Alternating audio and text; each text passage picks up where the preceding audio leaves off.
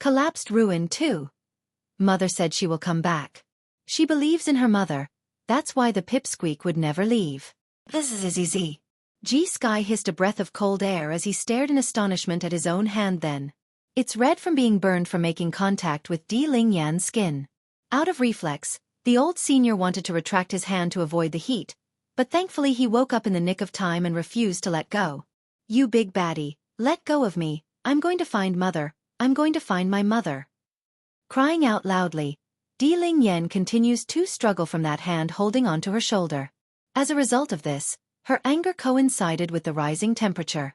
If before the senior felt like he's holding a fireball, then right now he's definitely holding molten lava. Even so, Elder Sky knew he mustn't let go of this girl. Otherwise, she may disappear into the ruins forever. Before long, under this constant struggle, the crumbling slabs of the ancient ruin finally fell apart in its entirety. Now there stood nothing but a flat mass of rocks and the occasional metallic sheen of whatever that was before the collapse. Miss Lingyan. Elder Sky saw an opening after the pipsqueak grew tired and quickly wrapped both his hands around her tiny body. His eyes equally as grim. This place is too dangerous. We must first go back to the Monarch Manor to determine our next course of action. I'm not leaving. Mother will come back. I promise to wait here until she does. Miss Lingyan. I said I'm not leaving. Raging with inferno, even the temperature around the pipsqueak had started to broil over. Perhaps it's the heat, or the distressing situation of the end result of the rubble before their eyes, but the old senior's grip around the struggling girl's shoulder gradually loosened since the main danger has passed.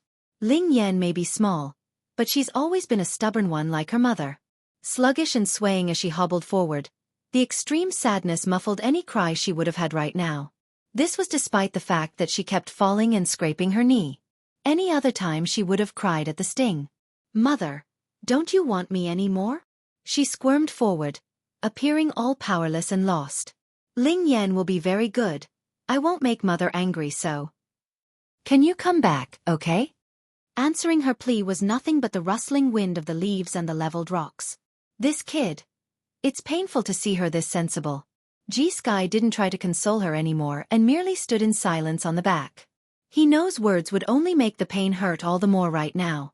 Pulling herself up from the ground, the pipsqueak suddenly forces a smile from that dull-looking face. Lingyan believes in mother, she has never lied to me. Mother will definitely come back.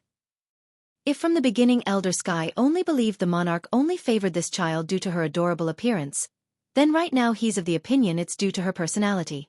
That level of trust and sensibility was a rare attribute no matter one's age. Path to escape 1. Miss Lingyan, are you hurt anywhere? Do you need me to take a look for you? Elder Sky sighed and asked. Lingyan shook her head, the childish voice landing with force. Mother suffered so much in her life, how can I be weak when I'm mother's daughter? Her sight never once left the flattened ruins when saying this. She's proud like Bai Yen, that's why she won't allow herself to be treated as a weakling even in spirit. Then Xueqi wanted to ask if she's willing to go back with him then, but his words never made it out of those lips before the child formed a smirk. I'm going to wait for mother, and if she doesn't come out then I won't go. She believes that her mother would always come back. If she came out and didn't see her right away, Di Lingyan was certain Bai Yen would be very worried. Seeing this, Xueqi no longer said more about the topic. Sitting down right next to the child, his voice was loving and doting. In that case I will stay here with you, we will both wait for them to come out. On a vast stretch of grassland, Bai Yen weakly leans in with her back against a tree to rest. Her red dress sticky and filthy from the bloody sweat incurred by the battle. What just happened? She asks her father that's standing to one side. Just now after they dealt with the new wave of monsters, she felt a sudden sinking feeling from nowhere. At first the demon queen got very worried, but that sensation only lasted for a brief second before disappearing. I don't know. Heavenly responds. His face equally as grim despite the mighty and heroic contour. Narrowing in her eyes, Bai Yen wiped some of the sweat from the forehead and got up to cautiously scan the world around themselves. They've been here for quite some time already. Despite knowing the time was warped compared to the outside world, it doesn't change the fact that she's starting to get very worried. What's more, they've still yet to figure out an exit for this place. And then there's her mother Bai Ning and her daughter Di Lingyan waiting on the outside. Father, we've been here for some time now. If this continues then mother will definitely begin to worry for us. I believe some drastic measures must be taken if we are to ever leave this place. Heavenly made quite the bitter smile, fully understanding what his daughter was implying. You've seen it for yourself, there are no exits in sight. The area will also change and manipulate our sense of direction if we move. What's your plan though? I felt a sinking sensation earlier during the end of the wave. Bai Yan's sight converged upon the supposed sky above their heads. What's your thought about me breaking apart this sky? They couldn't stay here any longer. These monsters are growing increasingly more powerful to the point where they too are feeling the strain. Perhaps the next wave would be too much for them resist anymore. Breaking the sky? Heavenly appears startled by the idea. Although he does not know how long the outside world had passed, but the guy knew enough that they've been in this ruin for years already based on the number of waves they fought thus far. And during this entire period, his thoughts were always on the ground, the floor. Never once did he thought about breaking apart the sky and going that route. Would it work? Path to escape too. Since this time Bai Yan has raised the point. Maybe. They could try. Okay, what do you need father here to do? Heavenly slightly nods as affirmation. No matter what kind of attempt Bai Yan makes, as a father, he must support her. No need, I'm just giving it a try, I don't know if it will work out. Casually raising her hand, Bai Yan summons her God Slayer out and wields it with grace as she locked onto the sky. Immediately, a light blade suddenly shot out of the sword and flew towards the open blueness. If at first she didn't pay attention to the blue sky here, then that changed the moment she felt that sinking sensation. She clearly saw the rippling in that ceiling.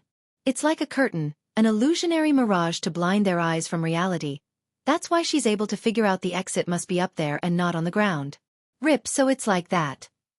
Exactly like Bai Yan suspected, the second her energy blade made contact with the ceiling, it ripped apart down the middle in the same manner as a canvas being sliced. Both individuals revealed an uncontrolled joy on their faces at the sight. Even if countless monsters suddenly appeared out of nowhere in the sky and surrounded them in the middle, it still didn't dampen their delight, for they knew the direction has been found. These are all flying monsters, one of them. It's at the Divine Lord rank like me, Yen Yen. Heavenly's expression grew solemn at the sight of the creature, but his lips remained smiling nevertheless. How powerful was the owner of this ancient ruin? They must be much stronger than I am if they're able to control puppets at the level of a monarch like myself. Father, my instincts were right, the way to leave this ruin is through the ceiling, but, clutching her Godslayer, Bai Yan's lip arcs into a smirking grin, it looks like we won't be able to leave so easily. That big one up there is clearly the final boss in charge of guarding the ruins. Father isn't entirely wrong, it seems, about his theory of defeating all these puppets. It's likely the exit will show itself anyways once we defeat the final wave regardless. We merely accelerated the process. Yen Yen, I'll handle the strongest one up there. Can you stall the rest while I fight? Although the other monsters are not as strong as himself, but they're no small fries either. At the very least, the rest are very close to being Divine Lord level monsters too. Then coupled with the weaker creatures further out of the encirclement, this horde was nothing to scoff at. I can handle it. Bai Yan's voice sounded unyielding and powerful. If there's only one way out of this place, she would face any enemy and never back down. Ha ha ha. Heavenly bellows out a hearty laugh and grinned with pride. That's my daughter. In this life, I can ask for no better. My only regret is not being able to give you and your mother what you both deserve, but now I can at least do this much to redeem myself a bit. Seeing the flying monsters getting closer and closer, Heavenly gives one final glance at that perfect face to sear the image into his mind. He doesn't want to let this go, but he also knows the risk he's taking today. He might not survive to see another day if things don't pan out. But don't worry, Yen Yen. Your father, I will make sure you somehow get out of here. Even if it means being buried here for good, nothing will keep me from being a parent. He owes her too much that not even a lifetime would be enough to compensate. What's more, she's his only daughter, someone who suffered so much because of his own folly in the past. Simply dying was the least he could do as a failure of a parent. Path to Escape 3.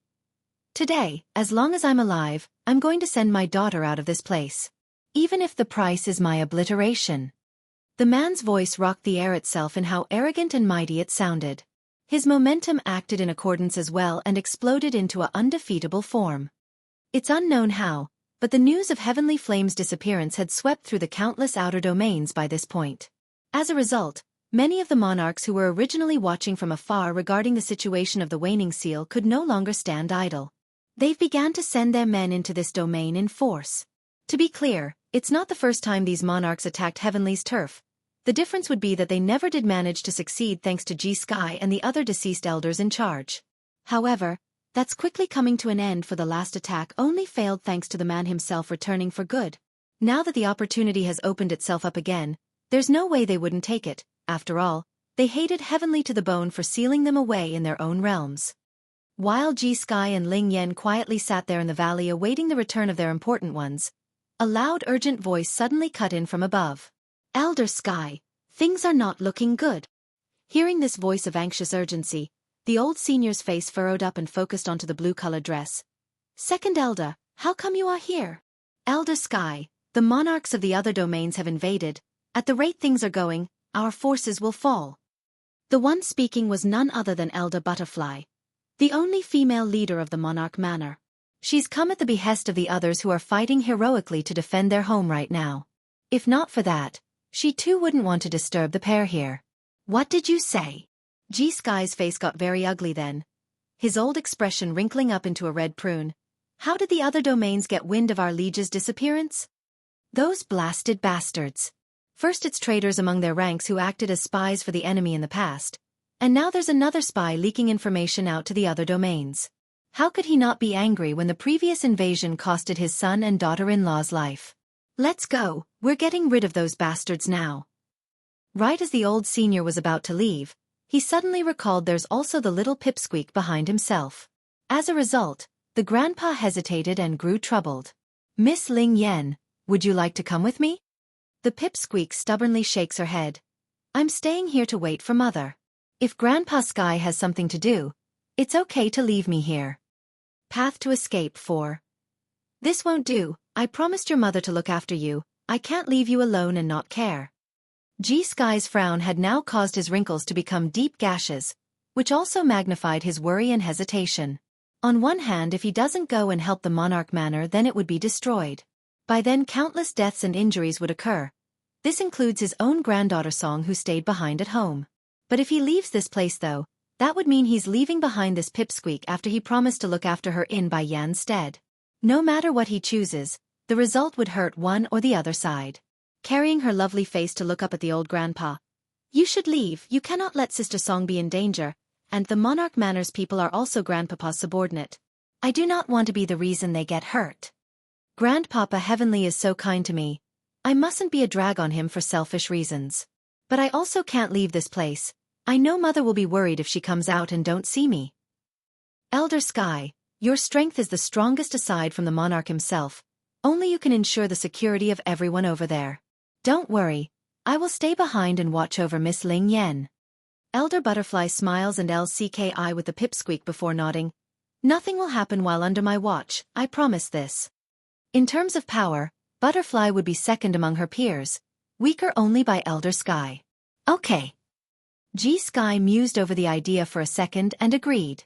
Bringing Ling Yan back with him to the manor may not be the best option. After all, if a fight breaks out, he may not necessarily be able to protect her. If Elder Butterfly is willing to stay behind to care for her, then it's the best he could ask for. Miss Ling Yan, I will quickly deal with those attackers and return. Please stay with Elder Butterfly while I'm away. The old senior casts an uneasy look at the child. Due to the twitching in his eye, Xueqi didn't wait and hurried off out of worry for his own granddaughter Song. Just like that, he's gone after turning himself into a yellow bolt of lightning. Actually, the little pipsqueak gently scratched the sand with her tiny finger, her voice soft and tiny. Grandpa Sky isn't such a bad person. She could somewhat understand why the senior would behave so stubborn and rude since it's related to Song, but the displeasure of her grandmother by Ning being hurt still made her unhappy inside. If the little pipsqueak drags her face by propping it against one of her palm. If Mother and Grandmother forgives him, then I will too. Surprised by the remark, Butterfly suddenly found herself wanting to chuckle at that childish behavior. What if your mother and grandmother don't forgive him? The woman smiled and gave the child a rub on the head. Looking up with those curious eyes, a clever light beamed out of them like a fox.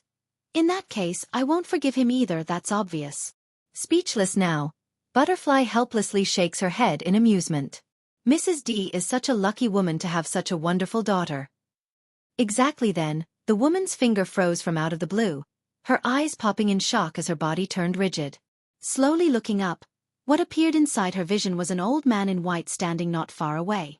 He got there without her sensing him at all until now. Path to escape, 5.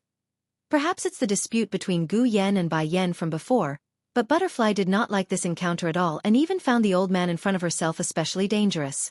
Gu Lao, why are you here? Forming a smile at the question, the old and deceptive senior waves his hand like it's nothing special. Elder Butterfly, there's no need to be so wary of me. I'm merely here at the bequest of Elder Sky whom I encountered along the way.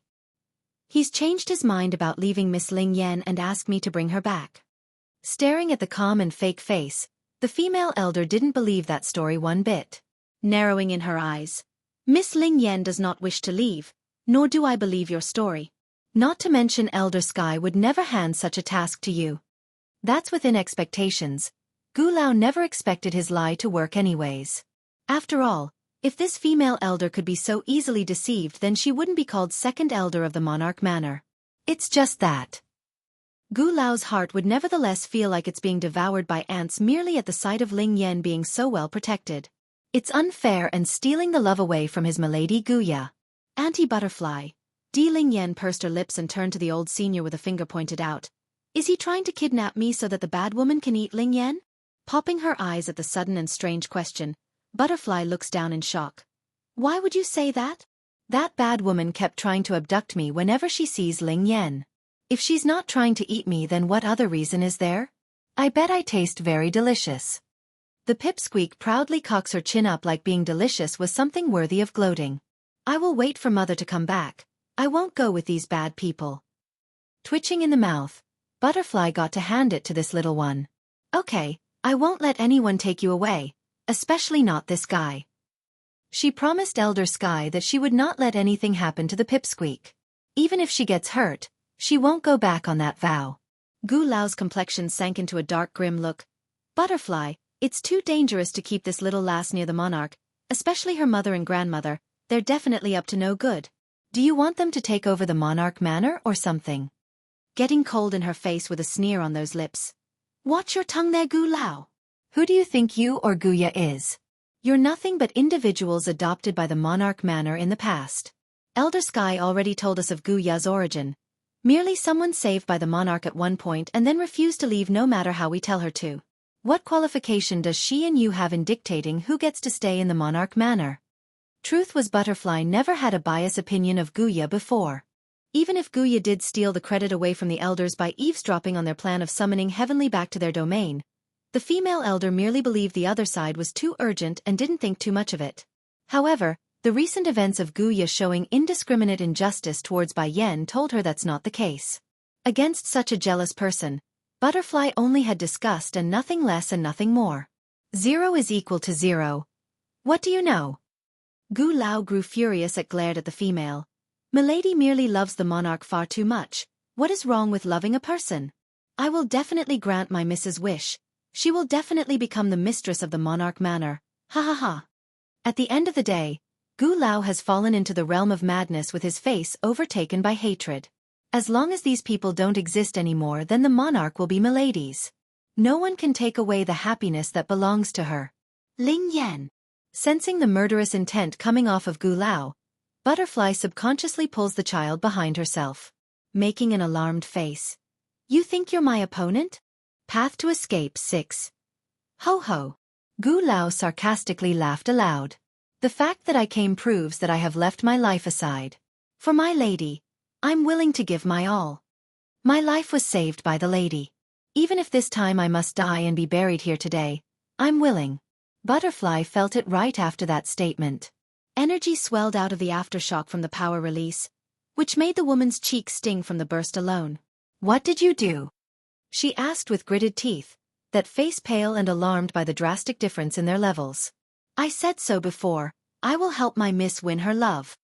Gu Lao's momentum surged as he slowly strode towards Butterfly. Don't worry, no one will know or find out you were here once we're done, and if the monarch does find out, I will take the full blame. No one can hurt the lady. The female elder's eyes turned dark. Does Guya know about this? Of course not. How could an excellent and kind person like her allow me to do something this harmful? Gu Lao sneered. I came without telling her anything. This is my own decision. That made the female elder laugh hysterically. Contemptuous in the eye. Kind? Excellent. If she really is so excellent, then she should be able to let go when it's time and not entangle herself with the monarch. If she is so kind, then why did she malign Mrs. D before? She also tried to use Elder Sky's hand to remove her rival. What's kind about that? This is the first time I've seen such an excellent and kind woman, all right. Unbeknownst to the two confronting opponents, the child whom one wants to protect and the other wants to kill had started to behave strangely. She's still the cute and adorable self, but those eyes had a very unnatural way to them. It's as if there's something in there. Something which shouldn't belong. Ling Yan, after dropping that remark, Butterfly bows down to whisper into the child's ear. I will keep this old thing busy. You run first and find a place to hide. Elder Sky will come really soon. Ling Yan did not respond to that, only staring at the old senior with a burning flame slowly growing bigger in those eyes. Stop me.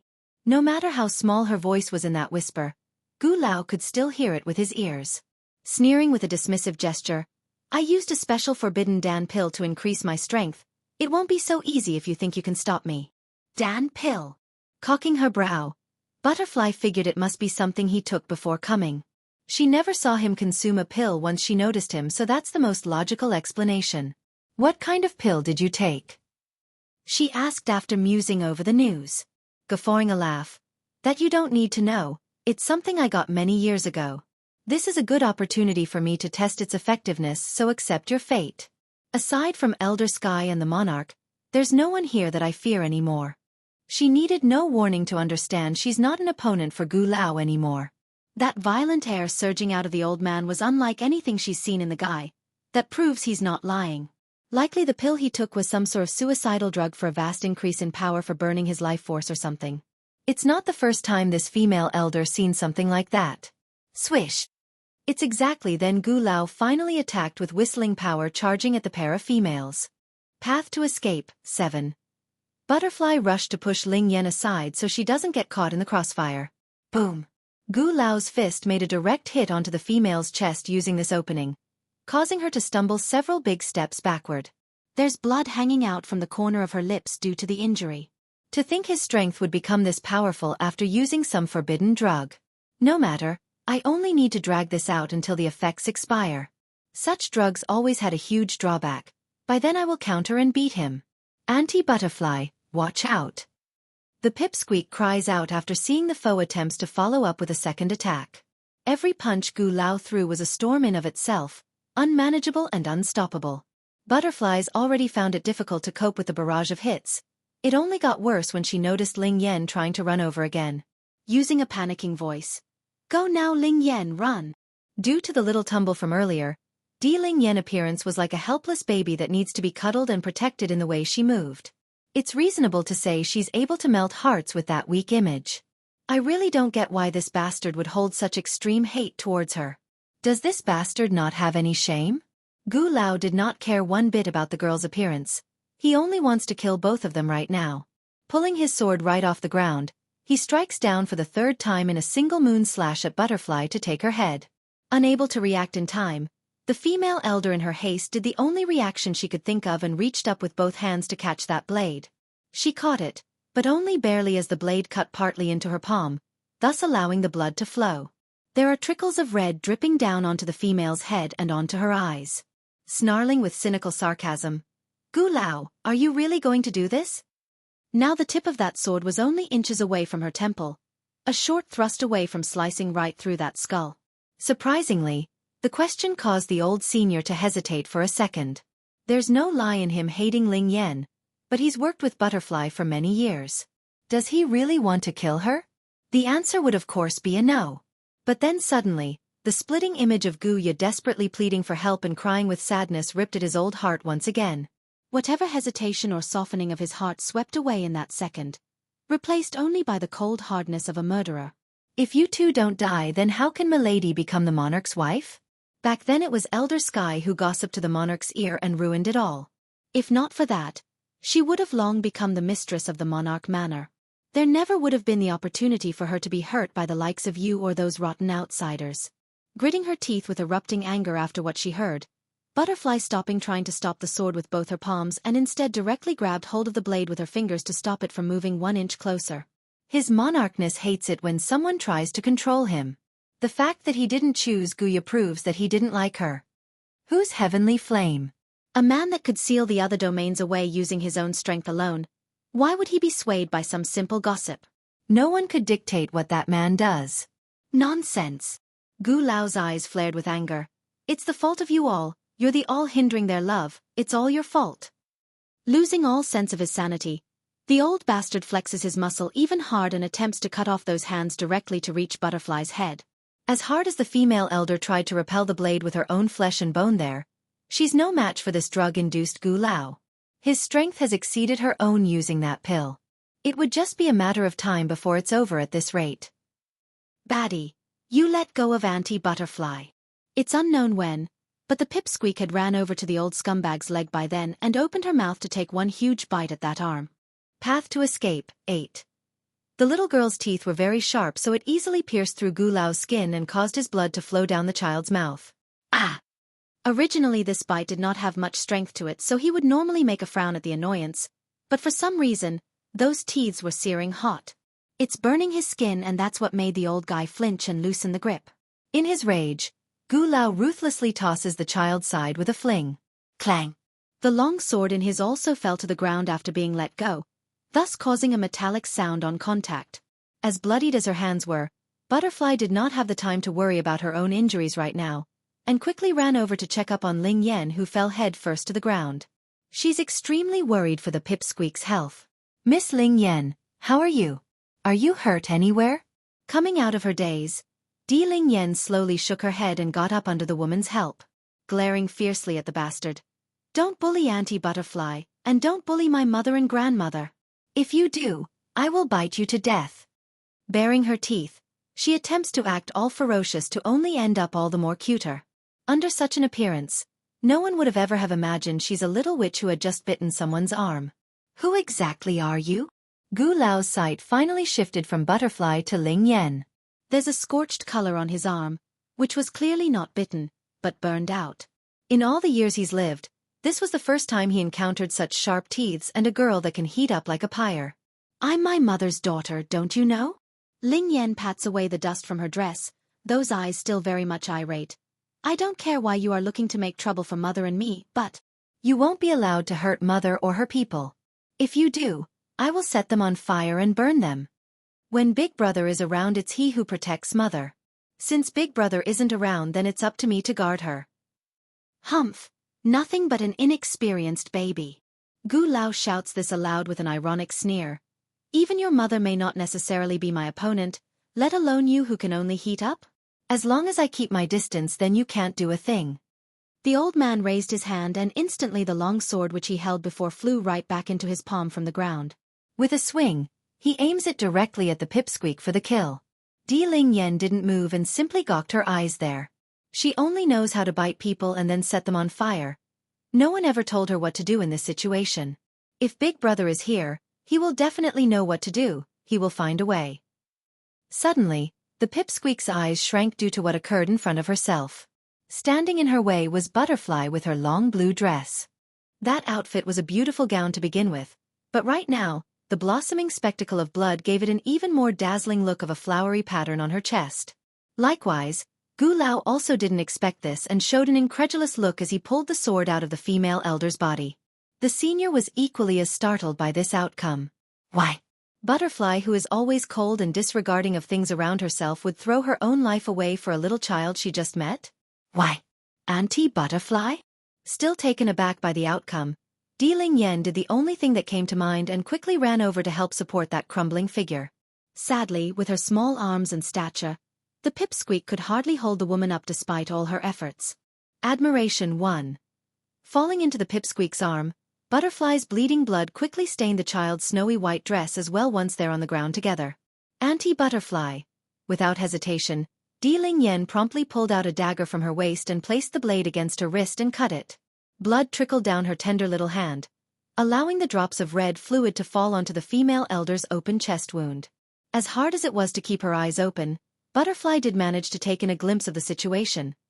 She saw the kid cutting herself for some unknown reason. However, the woman quickly understood why once the warm current flowed into her chest following the powerful life force entering her soul. Auntie Butterfly, don't sleep. Ling Yan will save you, you must not sleep. Red in the eye. The underlying tears refused to come out of the corner of the eye due to that stubbornness. Gu Lao felt a huge punch to his own guts when seeing that despised child going this far. He never expected a villainous character to use their own blood to save another. As such, his original attack of slashing down at the pipsqueak stalled in midair and held it there. For the second time in this fight, the old bastard fell into a loss. He's swaying in his decision to continue this, for he knows how cruel and vile his own actions are right now. However, like the previous relapse, his mind soon imagined the helpless and poor image of Guya pleading to him to like some sort of whisper, telling him to do it, just do it and everything would be finished. Whatever guilt or sanity he had got swept away in that instant, transforming into a ruthless and murderous gaze that locked onto the child once more. He's truly fallen. No matter what this little girl does, she's the one who broke Milady's heart, she must die. Acting like she couldn't see the person already behind herself with that weapon, Di Ling Yen continues to let her blood run down onto Butterfly's wound. At the rate she's going, that visible wound would soon recover. This scene caused Gu Lao to squint in his eyes due to the surprise of her blood's ability. Despite this, the surprise only lasted for a second before his lips evoked into a sneer. Miss Ling Yen, don't move, I'll let you die in the least painful way. But if you resist, I'm afraid I won't be able to hold my hand properly and might slip. The pipsqueak did not respond. She's invested all her heart into saving the severely injured Butterfly. Whatever the old bastard wants to do was of no importance to herself. Seeing Ling Yan did not speak, Gu Lao figured any talks were over. Snorting coldly, he promptly stabs down with his long sword at the child's body. But his sword had not yet fallen when a burst of flame suddenly gushed forward from that tiny figure. The flame acted like a barrier, protecting the little girl's body from all outside attacks. This? Gu Lao became stunned, his eyes deep with shock. What is going on here? Suddenly, he recalled back to the moment where the girl bit his arm. The temperature was already mad hot to the point where even he had to flinch due to the heat. This little girl, what's her origin? The more he thought about it, the more unsettled he became. Growing firmer than ever without any hint of hesitation from the hearts down, the old bastard knew he must do this without fail. Otherwise, a great disaster would befall Guya afterwards. Understanding this, he wields his sword and draws an arc in the air, creating a violent current with the momentum and slashed down with fury. This strike carried his all. In this lifetime, he's never exhausted so much power in one slash, so he's confident it would work. Sure enough, the flaming barrier could not withstand the blow. Di Ling Yen shot out like a bullet and fell several meters away from the impact, leaving the child ragged like a broken doll. She's simply laying there helplessly on the dirt without movement. Admiration. 2. Ancient ruins. Under the gray ominous sky, Bai Yan's heart suddenly soared with pain, causing her hand to instinctively clench the chest as her face turned palish white. Yen. Heavenlies quickly got ugly after noticing her daughter's chance. First blocking the sharp claw from the monster attacking himself, he flew away to come before the woman. He's very worried and tense in the eyes, for he knows something bad must have happened to make this proud daughter of his to behave this way. What's wrong? Are you hurt anywhere? Giving a shake of her head. I don't know what's going on, father. We have to get out of this place as soon as possible. I feel like something very bad is happening in which we can't see. Something bad? The man wanted to ask for more details to get to the bottom of this, but quickly tossed the idea aside. He could see they don't have the spare time since the hordes of monsters were already attacking again. What's more, the crack in the sky was letting more and more of these things through, which only emphasized the dangerous situation they are in. Biting his teeth. Sweetie, you leave first, I will draw the attention of these monsters. Originally he wanted to kill the leading creature that's on equal footing to his own first, but now it's apparent the plan needs to change. Naturally, the Demon Queen wouldn't just leave her own father behind to deal with this horde, but right now the ominous sensation was killing her inside. She's certain something must have happened to Ling Yan. Perhaps something terrible. Just imagining that possibility was enough to drive her insane. Father, I will definitely come back and help you. When she finds Ling Yan, she would definitely return. Go with confidence, I'll be all right. Heavenly wiped the blood from the corner of his mouth as he raised his palm towards the sky. In a roaring boom, a wall of earth promptly rose from the ground and cut the horde off from Bai Yan's spot. As someone who used the earthen wall, the guy naturally stayed on the other side to act as a shield. What are you waiting for? Seeing how Bai Yan was not moving, the man wrinkled his brow and yelled. As painful as it was, the demon queen finally relented and began to rise into the air for the crack. The mood only got more oppressive the closer she got to the crack. Then suddenly, right before she could make it through the monsters blocking her way, a pillar of fire shot out at her from above. In her haste, the demon queen only knew to dodge to one side and narrowly avoided the fire. But she couldn't catch her breath though. More and more flames were coming at her in sequence. Whip after whip, blast after blast. This was no better than fighting the monsters on the ground. Ling Yan is still waiting for me. I have to leave this place right now. Growing firm in the face, she ignores the danger of taking a direct hit and plowed right through it all with a giant release of her full might. She could see it now once she's inside that crack. There's darkness, but there's also a brightness at the end. Hope, that was the word she thought of at the whiteness. Whatever worry she had swiftly evaporated, for she knew she's guessed right. Without incident, she was back, directly standing atop of the wooden bridge like she was never gone in the first place. It's a strange feeling. One second she's flying through a dark void inside the crack, the next she's simply standing here like she's come out of a daze. I'm out? Did I really leave that place? What's going on here? Did I just get teleported back, or was it all a dream? It's so calm here, like the time I spent fighting with father is a dream I made up. Admiration 3. Yen Yen. A voice of joy came from behind. Bai Yan instantly swung herself around and saw that familiar face. There's pure excitement that's akin to someone recovering their lost treasure. However, right as the demon queen wanted to open her mouth and say something, she got cut off by a tense hug from the other person. She could tell right away due to that trembling arm. Her mother Bai Ning was scared. It didn't help either that her should had become soaked with tears a few seconds later. Thank goodness you're back.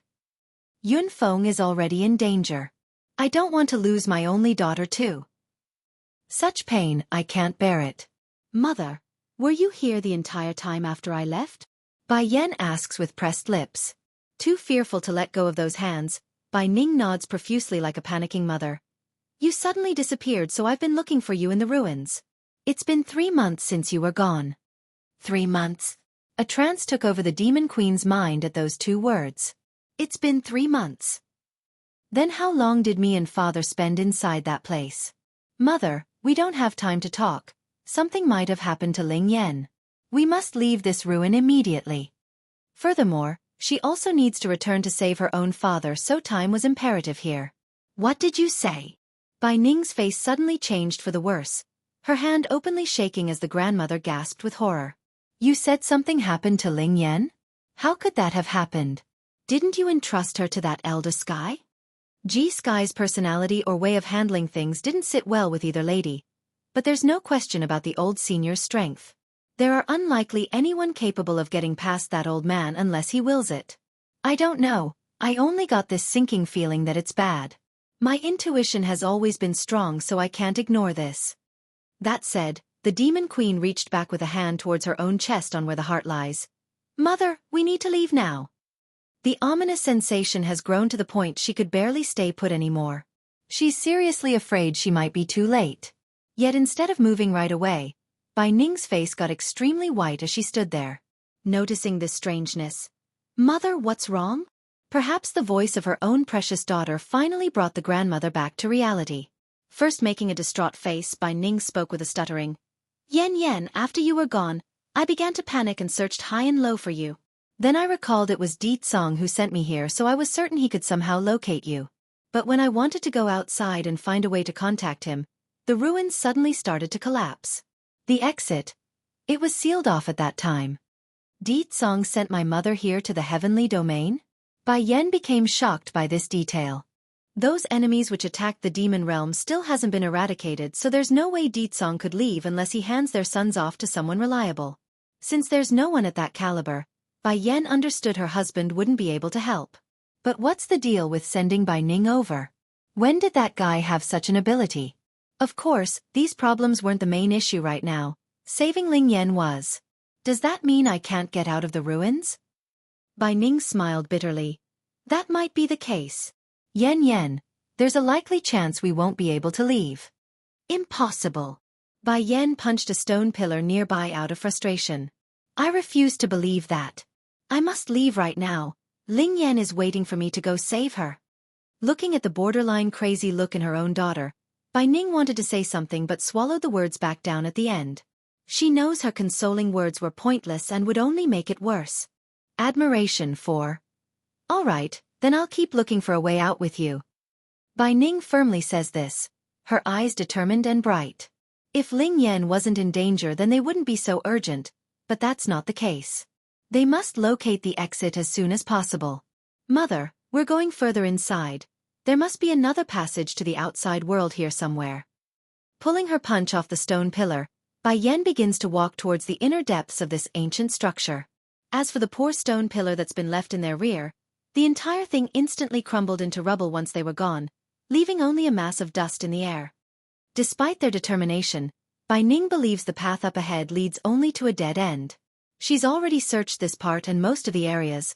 There's nothing ahead aside from a big wall. Similarly, the grandmother also understood that even if she had told Bai Yan this stubborn child of hers wouldn't listen unless she sees it in person anyways. As expected, it didn't take long for a wall to block their way forward. Crunching her fist in frustration, Bai Yan's expression didn't show any emotions as she spoke. Since this is an ancient ruin, there must be other passageways we're not aware of. The ones who built this wouldn't have constructed the layout like that. Let's search the place. Okay. Bai Ning silently began to touch the floor and walls with her ears pressed in against them for sounds of abnormality. When Bai Yan disappeared in those months, she also searched for a long time in this manner since she didn't believe there to be only one exit. The issue was, she couldn't find the supposed passageways and fell into despair until her daughter suddenly returned. Suddenly, the Demon Queen's sight fell upon a certain painting hanging on one of the walls in front. The depicted female in this painting was not unfamiliar to Bai Yan. In fact, she's seen this person countless times already. Specifically, it's the same one from the ancient diary in her possession. Of the most impressionable feature regarding this individual would be the countless demons prostrating themselves before the woman in the painting. Though that time they were sculptures only instead of a painting, but the air and temperament were identical where a single fox remains defiant by now bowing its head. It's just that. The woman in this picture appeared a little different. Of course, the temperament and details were the exact same, but the vibe from the background accompanying the woman was totally different. Instead of a throne and mighty air, there's a peach blossom tree growing all over the mountain landscape. It's as if this painting was done by a third party which depicted their own version of this person. Yan, I've already examined this painting before, there's nothing special about it. Bai Ning did not want to waste too much time, so her examination was mainly restricted to a few minutes of physical assessment on her part. Bai Yan did not respond to that comment though. As if attracted by something inside that painting, she slowly strode towards the item. Alarmed by this odd behavior, the grandmother naturally wanted to pull at the woman's sleeve out of reflex. However, she suddenly realized something and held off her gesture. Mother, put it this way, the woman in this painting can be counted as half my Xueqi. I honestly didn't expect her to be related to this ancient ruin though. Bai Yan explains with a mild smile. Without a doubt, the knowledge she gained from the ancient diary has propelled her alchemy and abilities by leaps and bounds. If she didn't have that, getting to this point might have required a much longer period, perhaps even a lifetime. So, I want to put this portrait away. That way I can honor her at a later date. Making a bow of her head, the Demon Queen immediately attempts to store the painting away by raising her hand. Admiration 5. Let's go. Bai Yan took down the portrait and was ready to leave then. However, something unexpected occurred when the blood from her earlier battle with the monster horde came into contact with the canvas. The painting suddenly started to make a faint light after coming into contact with that red liquid. Since there's nothing special about this spot, we should go look elsewhere then. Bai Yan's eyes were more and more solemn as she said that, thus causing her to miss the strangeness in her hands. Yan. Bai Ning originally wanted to speak when she noticed the bright light shooting out of the painting and into her daughter's temple. This change came too soon and so fast that the grandmother could not react. Yen, are you all right? Do you feel unwell? The woman's eyes were full of worry as those hands clenched the demon queen's shoulder in urgency. Bai Yen did not respond to the questions from her own mother there. Going unresponsive in the eyes, she's looking all dull and phased out. What is this place? Like a wonderland, this place in which Bai Yen came to was blooming with countless peach blossom trees. Groaning as she touched her forehead, she begins to recall what had happened. If I remember correctly, I was with mother inside that ruin. Then that light hit me in the head. That's right, it swallowed up my consciousness and now I'm here in this place. But why does this place look so much like the background in that painting? It can't be. I'm inside the painting itself? Narrowing her eyes in, Bai Yen scans the area with vigilance for any signs of danger. Yet, there was nothing. Silence, and the sound of wind blowing against the grass to make a rustling sound of calm greenery. That's all there was. I didn't find a way out of the ruins after searching for so long. Perhaps the way out lies here within this painting. That thought in mind, she collected her head and moved forward. Very soon, the demon queen came ahead with a tombstone ordained by several peach trees. Mu gorgeous tombstone. These were the words engraved on the rock slab. Mu gorgeous? Rubbing her chin at the name, Bai Yen began to muse over the indication of this. So that person is called Mu gorgeous, eh? But why did someone make a gravestone for her in such a place? And how in the world did I end up getting in here? Thinking up to here, she once again fell into silence to organize her train of thought. Then suddenly, she seems to recall something crucial. Specifically, it's the speck of blood that came into contact with the painting when she was removing it from the wall. Could it be at that moment? In that case, the one who created the ruins outside must be the same one who created this world within the painting. Presumably someone who admires this Mu gorgeous. She mutters out her theory to make sense of it all. So where is the exit? If I can come in then that means I can also leave. What is the key here though? Looking around, the demon queen could see there's nothing but peach blossom trees growing here on the mountain. If there's anything worthy of note, it's the tombstone in front. No matter, I'll figure it out. First I need to pay homage since I'm already in front of her grave. She did after all leave behind the diary in my possession. Admiration, 6.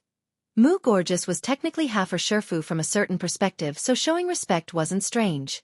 Taking to the knee, she makes 3 full kowtows like one should at a worshipping ceremony. Bump. Then at the final hit of her head against the ground, the tombstone slid to one side to reveal a hidden passageway. Quite frankly, Bai Yen did have a momentary thought about this happening like all those drama shows she used to see as a child on Earth. But to have actually happened like in the script still left her dumbfounded. This is real? It's that easy? Making a gobsmacking face, she did not know how to react to this stroke of luck aside from jumping up with glee. Quickly gathering herself, the demon queen didn't hesitate for a second and dived right into the hidden tunnel. The passageway was bright once she got inside, the steps long and drawn out as she headed further downwards to God knows where. Despite the unknown, she knew it's better than staying idle. After a long while, Bai Yen finally came to the end of the stairs and hit a wall like before, this time with a long message engraved onto the surface. This life, gorgeous is the one whom I cannot make mine. Years of war caused her to hate demons to the bone, and at the same time, caused her to hate me to the bone. I, the great king, truly never thought the day would come where I would fall heads over heels for such an arrogant and overbearing lass. I do not know why I would love someone like her either, why her existence can occupy my heart to such a degree. I only know that in the moment where she stood under that peach blossom tree, that's when this lass ensnared my heart. She wasn't that clawing and feisty kitty anymore, but a quiet and enchanting butterfly in my soul. Sadly, I never realized this until it's too late. She's gone now, completely disappeared from my reach. If only my pride didn't get the best of me back then, perhaps I would have given her my all, even the entire demon race as a gift if must. I'm willing. But this girl, she's truly a stubborn one. I know her soul is avoiding me in the afterlife. I tried finding her to no avail. Maybe she thinks I would destroy her completely? I do not know. Maybe that's why I never got to meet her again. To think I would fall so low as to want to beg a female to return to me.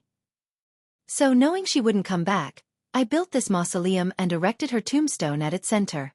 I also transplanted the peach blossom trees she loved so much, hoping she would return someday and come here to see what I created in her name. Perhaps then she would understand my feelings. My time is coming to an end soon. If there is another life, I swear I will never let her go again. I will cling to her like vine until the end of time. The handwriting on the wall was clear and visible, causing Bai Yan's heart to fluster with emotion. Demons? This writer must be the ruler of the demon race back in the old ages. To think this individual would have such strong regrets in the realm of love. I wonder if this Mu Gorgeous really went into the wheel of life and death? Or did she simply disappear out of existence? Bai Yan slightly lowered her eyes due to this thought. I remember Mu Gorgeous mentioned something about going into the rebirth cycle, but did she really do that? Furthermore, the time from now has been so long. Would her soul remain the same? Or did she get reborn anew so many times that her existence has been erased completely? If the former were true and she remains, I would really like to meet such an incredible woman. However, casting another glance at the inscriptions along the wall, Bai Yan's eyes locked onto a certain phrase. I hope that if the last does return someday. Return? Why did the leader of the demons use the word return? Is it a coincidence that I ended up here, or is it fate? Why do I get the suspicion the reason I'm able to come here is because of the inheritance from the diary? He doesn't deserve to live, one. She slowly reached out with her hand, allowing the slender fingers to gently caress the handwriting on the wall. Biar! Suddenly, the whole ground started to shake from out of the blue. Looking up, Bai Yan discovered a dark door appearing along the wall like it's there to welcome her arrival. Without any hesitation, she pushed it open and walked through where a warm lady's chamber welcomed her view. It's very comfortable merely from looking at the layout. Somehow, Bai Yan got this strange sensation that she's lived here before. Unable to help it, the demon queen came closer to the big bed at the center. I don't know why I was able to come to this place and open so many secret doors, but I know you have a way to get me out of this ruin. My daughter. She's waiting for me outside, so. From the moment she came back out from where her father was trapped, Bai Yan's always felt a gaze overseeing herself from the dark.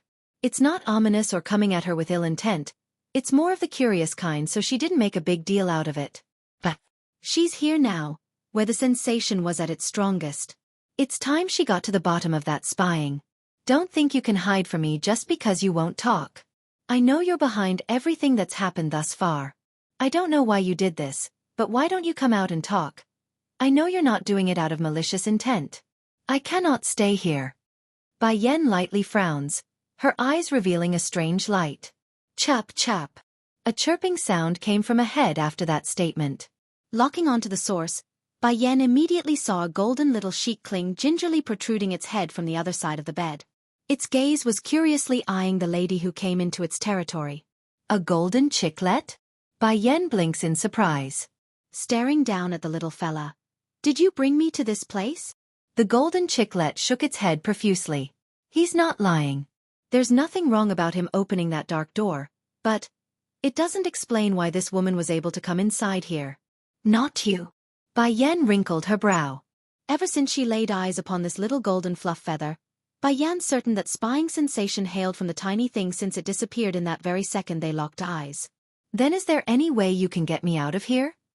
Moving closer, the demon queen reaches out to lift the chiclet off the bed to speak. Based on her speculation, this chiclet likely broke out of its shell not too long ago. The hair on its body was very small still, so it's very cute and adorable. Chap chap. The tiny fella struggled under those fingers and made a sad and wronged face. It wants Bai Yan to let him down. Only if you answer my question first. Is there a way to get me out of here? Bai Yan's voice got a little heavier as she asked again. Ling Yan was waiting outside. It's bad enough she's wasted all this time going through that passageway. It's only going to get worse if she has to spend more time in this bedchamber, even if she does feel a sense of familiarity here. The chicken fell silent, its expression looking like it's thinking. After a long while, it finally nodded its head. Growing happy at the nod, Bai Yan swiftly continued. So what's the plan to let me leave? The chick let struggle some more and broke free from that hand before heading further into the bedchamber. He doesn't deserve to live too. See this, Bai Yan did not hesitate and followed from behind. The chicklet did not stop after leaving the bedchamber, but instead went towards the staircases. Twisting its buttock, he climbs the steps with much struggle. Luckily, the little fella's physical strength was quite good, so he didn't tire out during the climb. However, he did promptly plop down to the ground after seeing the peach blossom trees once they were on the surface. Where is the way out? Stopping right behind, Bai Yan gazes down at the panting golden fluff bird and asked. As if signaled, the chicklet climbs up again and led the way forward. There are countless numbers of peach trees here in this mountainous forest, but this was no problem for the golden chicklet. With every several trees they passed, the tiny guy would leave a mark on the earth to indicate their location. Finally, when the chicklet reached a certain one, he stopped and began to repeatedly peck at the bark to gnaw away at the inner fiber. This continued until the whole tree was entirely devoured by the tiny fella. Satisfied by his own deed, the tiny chicklet sat down due to its bulging belly and made a big burp. He didn't do this out for nothing, of course. In the past, that person told him the peach forest wouldn't need to exist anymore if someone enters from the outside. By then he could eat this specific tree that he's been conniving after for so long. Bai Yan took no action through all of this. She didn't know what's going on, but she's got this strange feeling that the tiny bird just grew by a notch in size. In fact, those fluffy furs also got more beautiful, like someone just painted an extra sheen of light on the surface. Hey! Just then, Bai Yan felt a whirlwind around herself as the world spun. The golden chick became extremely frightened as well. In his haste, he squealed and jumped up to Bai Yan's shoulder for shelter, its gaze carefully scanning for any movement around themselves. Due to how adorably cute the tiny fellow was behaving, especially that exploding fur face it's making due to the shock, Bai Yan wanted to say something to help calm the bird. However, she quickly discovered the trees in the surroundings disappearing right before her very eyes. First it was the trees, then the earth beneath their feet, then even the ruins. They're all gone. Right now, Bai Yan had found herself floating in the void where there's nothing but an endless abyss. Back outside in the real world, dark clouds circled around the sky as thunder roared above. Di Lingyan's body remains unmoving like a broken doll after being hit, her blood slowly seeping out of her little mouth due to the injury. Butterfly felt utter despair at the sight. Despite her own life-threatening wound, this female elder stands ready to defend the little one after pulling herself up. Gu Lao, you must stop this insane madness, otherwise you won't know how you will die once the monarch returns. Throwing her bluff, the woman sneers sarcastically in an attempt to scare the other guy off. Unfazed and expressionless, Gu Lao's sword was already aimed at her chest. Butterfly, you are not my opponent, so move. What's the point of putting up a strong front? Is it worth it for such a tiny child? Wiping some of the blood from the corner of her mouth. I refuse. You're not my equal. The reason you are this strong now is because of the drug you used. Without it, you wouldn't even stand a fiddle to me. Unfortunately, a momentary boost was still a boost. Unless that drug wears off, she wouldn't be able to stop this bastard. Anti-butterfly. Ling Yan had regained her consciousness and gradually climbed up from the ground, her hands tightly clinging onto the female's leg. He doesn't deserve to live. 3. You go back. The pipsqueak barely manages to smile there. I don't want anyone to lose their life for my sake. If you or anyone else does, I will live the rest of my life out in guilt. Please leave Anti-Butterfly. He won't necessarily kill you if you do. Growing heavy in the eyes, the female elder did not respond to the pipsqueak's plea. You're so old already, Gu Lao. Why must you bully such a young child? Don't you have any consciousness at all? Miss Ling Yan is so well behaved, everyone in the manor adores her. How come it's only you and Guya who dislikes her as so? Gu Lao casts a cold hard glance at the baby girl before calmly replying to that series of questioning. Because she doesn't deserve to live. None of the people who takes away the lady's happiness deserves to live. Even if it's a 2-year-old child, they are no different. In this very second, when the air felt ominously heavy, a loud explosive noise suddenly rocked the ground as a huge crevice began to open from the direction of the ruins. Gu Lao turned his head in surprise, apparently not understanding what had happened again. However, Di Ling Yan did as she caught onto the familiar whiff of smell hitting her nose. Without hesitation, she stopped crying and toddled towards the direction of that huge crack. Mother. I knew Mother would return. Mother always keep her promises to me. This. Butterfly's eyes were equally as shocked as the old bastard's. Not so long ago, the ruins had already sunk and caused everyone to lose hope, and now there's a huge crevice forming on the ground from out of the blue? No matter how experienced she was, the female elder still had trouble making sense of all these changes. Within a moment, a red light flew out of the huge crevice and came before the pipsqueak's view. Bai Yan's expected things were bad based on her intuition, but she never expected things to be this bad. Her daughter was covered in blood, for that. Her heart wanted to explode as her lungs suffocated due to the extreme anger swelling out from within. Ling Yan. In a flash, the demon queen lunged towards her own baby and pulled her into a protective hug. This reunion was heartwarming, of course, but for the golden chiclet on the woman's shoulder, this meeting wasn't so nice as he got blown right off due to the blasted speed. If not for those tiny wings, he might have fallen heads over heels from the incident. Who did this? Bai Yan's voice trembled as she asked, the murderous intent all apparent along her eyes. Answering this was Butterfly, who made a regretful face. Mrs. D, I'm sorry, I couldn't protect your daughter properly. Mother, growing tense due to how the conversation was evolving, the pipsqueak promptly spoke in Butterfly's defense. It's not Auntie Butterfly's fault, it's that bad old man over there. She did everything to keep me safe. Also, it's not as bad as it looks. My blood has healing properties, see? The cut on my hand isn't so bad. It's only a light scratch, it doesn't hurt. Despite the tears trickling down the baby's cheek, she continues to smile to act tough when in fact the dagger she used hurts a whole tone. He doesn't deserve to live, for... Without uttering a word as a stream of salty fluid trickled down onto her mouth from above, the demon queen gradually locks onto the mentioned old bastard after making sure this was real. Did you hurt my Ling Yan? She asks with the most menacing glare. Gu Lao didn't get frightened by that eerie glare though. Sneering in his voice. That's right. Why? My Ling Yan did nothing. Why hurt her? I've already explained this to Elder Butterfly before, and I have no reason for it aside from that she doesn't deserve to live. Holding himself high and mighty, Gu Lao doesn't even flinch when spouting that crap. This girl is just someone who wants to climb up to the monarch's bed. Why should I be afraid of anything? Loosening her protective grip around Ling Yan's body, Bai Yan suddenly bursts out laughing. It grew wilder and wilder until her very voice echoed across the entire valley, sending all of the nearby critters fleeing due to the creepiness. Good. What a good way of saying one doesn't deserve to live. Bai Yan's eyes pinned onto the old bastard as she began to trudge forward at him in a very scary manner. Since you are willing to spout such things, then I'm sure you won't mind paying the price for your own words. And you think you can make me pay by yourself? Gu Lao grew derisive in his smirk, dismissing any possibility of this woman being a threat. That's right, by myself. Bai Yan's voice now sounded chilling to the bone. However, before either party could make a move against one another, another third voice that was harsh and cold cuts in from the front. Who did you say doesn't deserve to live? Without a question, this voice was all too familiar to everyone present, so they didn't require a single moment to recognize it.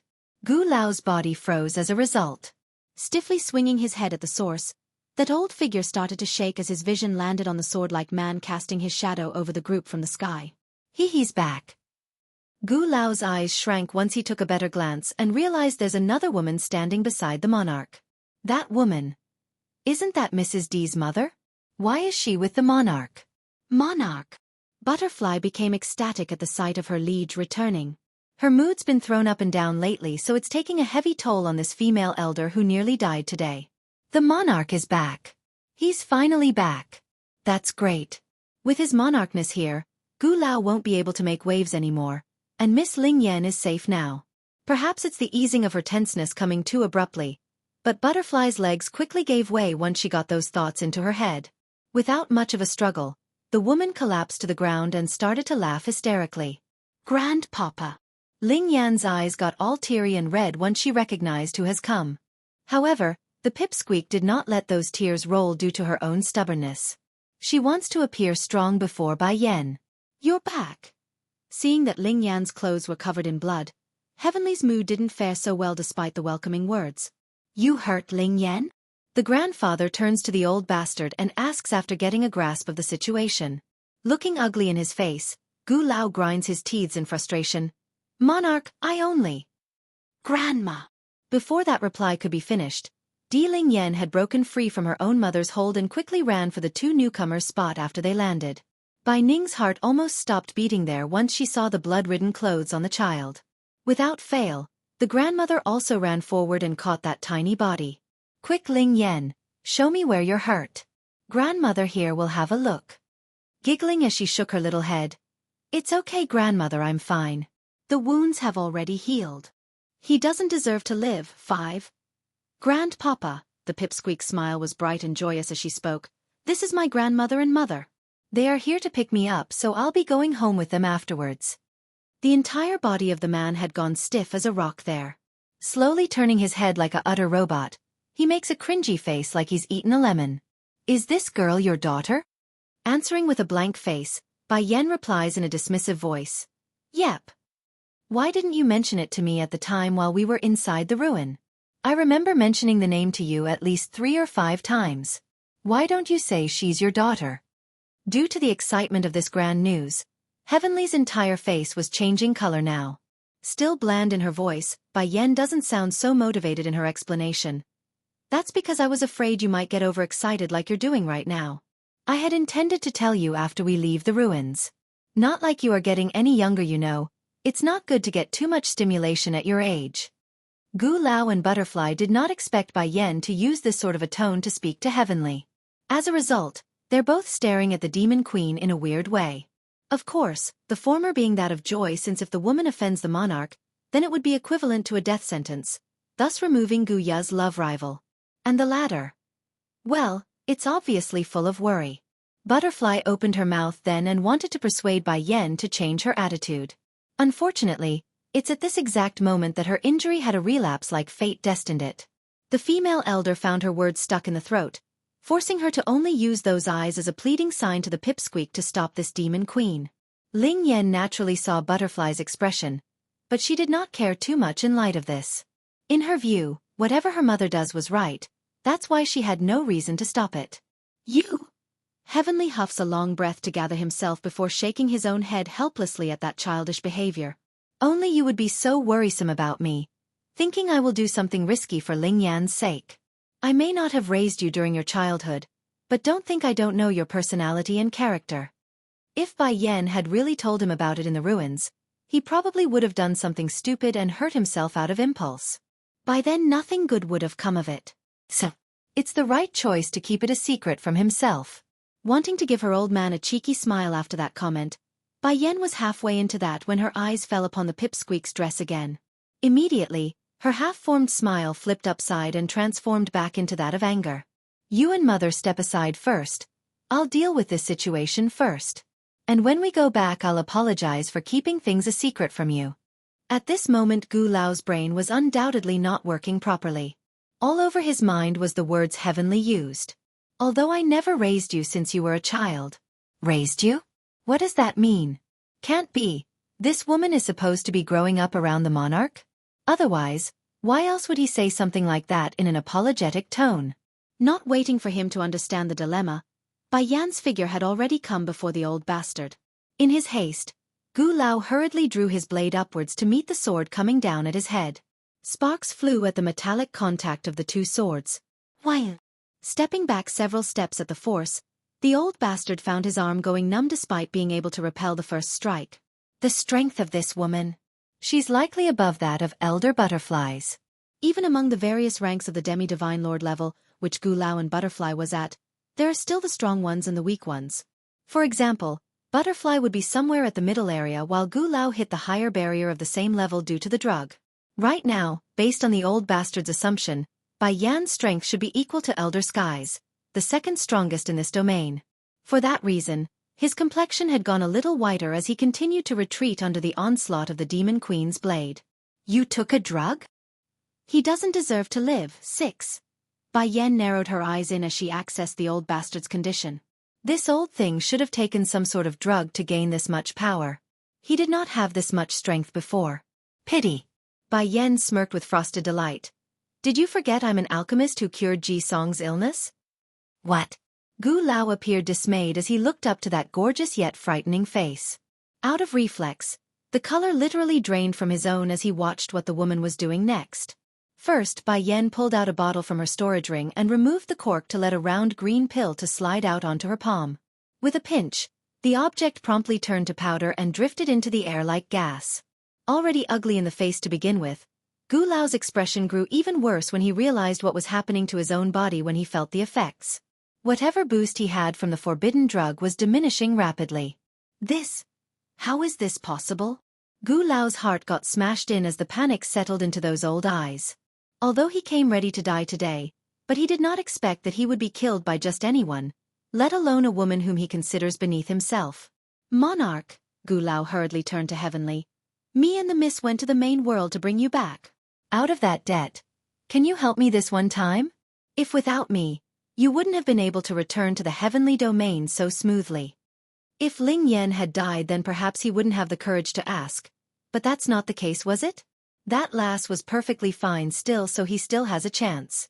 Heavenly's sight fell upon the old bastard, those eyes sharp and daggering. Before I answer you, I want you to answer me this first. Let's assume I have a daughter. How do you think I would treat her? Of course that didn't go down the old bastard's head properly, since he didn't want to think in that direction. That's an easy answer. You would cherish the daughter as the ultimate treasure. Based on how much love Heavenly gave to the pipsqueak, it's obvious the monarch would also love his daughter to the bone. Spoiling such a daughter would be the least of it. That being the case, Heavenly sneered and bared his teeth. What makes you think I would help you fight my own daughter? Besides, you also harmed my granddaughter. Boom. Darkening a sunny day with that detail, Gu Lao felt his world collapsing in on himself. Perhaps if the day wasn't so tense and dire, then he would perhaps connect the dots already by the first comment from Heavenly. However, his mind has already been warped, propelled into a state of radicalization. Whatever clue he was given, he's turned a deaf ear to it until now we're got a firm confirmation. So that's how it is. The monarch already married and had a child of his own. No wonder, that's why he made that face when I asked him. Slowly closing his eyes, the old bastard finally accepts his own fate, knowing what lies ahead. The power boost he got had already faded, so any hope was lost. Monarch, this is all my own work. It has nothing to do with the miss. She doesn't know anything. I hope you can spare her since she's not related to this. Bang. Bai Yan's sword cut down again after giving her father space to speak there. She's done with this person now that he knows why he's going to die and the reason behind it. PFFF. Spewing blood from his mouth from the blow, Gu Lao smashes into the ground in despair. Gu Lao's death. 1. I will decide upon Gu Ya's fate once I investigate her involvement. You do not get to dictate my decision. Heavenly's daggering glare now got menacing as the threatening aura seeped forward. If I find out she's the one behind all this, she will not be spared regardless of what she's done for me. Gu Lao's body shook, his old face going ghostly white as he crumbled to the floor in a paralyzed state. If Milady really did make a mistake, the monarch wouldn't let her go for sure based on his character. Yen, let me carry out his execution. Heavenly went over and pats his daughter on the shoulder, that voice no longer violent and cruel. I don't want his filthy blood dirtying your hands. Facing that gaze beside herself, Bai Yan slightly nods her head in understanding. She understood this was her father's way of trying to redeem himself. All right. Swish. The moment Heavenly raised his hand, a random long sword promptly flew into his hands from the ground. Power gushed forward from his body, causing all of the greenery and trees to sway under his might. He's a true death god right now. Even the air around him was starting to distort due to the strength he released. Gu Lao's did not get to utter another word afterwards. Right when the old bastard opened his mouth, the sword had already pierced through his chest and into his heart, causing the blood to spray outwards like a fountain. Looking back at this moment, the old fanatic truly regretted his own decisions. If he had known things would turn out this way, he never would have chosen this route. It's one thing if he died alone, but it's very likely Guya would be dragged into the mess too. For that reason, he couldn't close his eyes even in death. Worst of all, that blasted pipsqueak still lives. If only I had moved a bit faster, then I would have taken her head and achieved my goal at least. Second Elder, I will remember your efforts in protecting my granddaughter. Heavenly says after pulling the blade out of the now dead perpetrator's flesh. He didn't forget the dreadful state Butterfly was in when he came out. Monarch, this is what I'm supposed to do. There's nothing to remember for. Whether it's right or not, I'll remember regardless. Caressing the little pipsqueak's hair, Heavenly's face was all smiles. As for you, sweetie, you can't call me grandpapa anymore. You got to start calling me grandfather instead, understand? The pipsqueak appears all dull in her expression due to not figuring out the reasoning for that request. How did grandpapa become grandfather? And become mother's father too? You're really my grandfather? Tilting her head, the pipsqueak still didn't quite believe it. But if he's not grandfather, then why would mother be so anxious that day? She even entrusted me to the elders in order to go into the ruins to save him. As authentic as ever. Heavenly grins with those pampering eyes. And this little lass really is fated. No wonder the first time I saw her I would feel so close and want to kidnap her home. Turns out she's my actual granddaughter. Funny part was that he had intended to get Xianxia the steam bun to come kidnap her home if he couldn't. Turns out they're siblings. Gu Lao's death too. Now I don't need to kidnap her and she's already mine. Haha. Just thinking of that was enough to make Heavenly laugh inside, causing him to feel elated from the feet up to his head. Ninger. Heavenly now turns his sight onto Bai Ning after collecting himself. If his tone before towards Bai Yan and Ling Yan were that of gentle loving care, then this beloved woman that was his wife would be that of pure tenderness. I'm sorry for being so late in meeting you. Bai Ning smiled. It's I who should be saying sorry. I shouldn't have forgotten you. Otherwise we wouldn't be apart for so many years. And I've caused my own daughter to suffer so much. Lan Yu's, foster mother for Bai Yan, temperament was good, so she was able to entrust her own daughter to that friend. What Bai Ning didn't expect though was Lan Yu's husband being a scumbag who would torture his own supposed daughter. Now just thinking back to her own mistake in the past was enough to make the grandmother clench her fist in frustration. This girl. It's her and Yun Feng's daughter, their essence of love.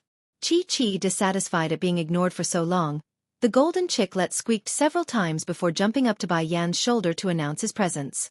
Mother, there's a little chicken. Di Ling Yan beamed with delight as she reached out with her hand in an attempt to catch the little fell. She's all sparkling in the eyes at such a cute fluff feather. Chi. There's anger in the chicklet's eye at the maltreatment. I am not a chicken, okay? I am an ancient golden phoenix. How can you compare me to a chicken?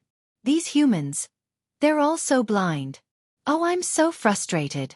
Chi. Mother, I have always been envious of Big Brother having little Rice accompanying him. Can I have this little chicken as my companion? The chicklet nearly fell off the bonkers at the request and shrieked in protest. Out of reflex, he also wanted to jump over and peck the little rascal for treating him as a toy. However, after seeing the lovely little face of the baby girl, the golden chicken found himself unable to move. He's a male, and a male that likes pretty things at that. Since Di Ling Yan was such an adorable little girl, there's no reason he couldn't turn a blind eye to that insult. Okay, Bai Yan plucked the tiny chicklet off her shoulder and handed it over to her daughter. From now on he's your partner. Due to his small stature, the golden fluff feather fitted perfectly onto the pipsqueak's palm as she held him with both hands. It's like they're made for one another. Since you're always making that chi sound, I will name you Chi. You will be Chi from now on.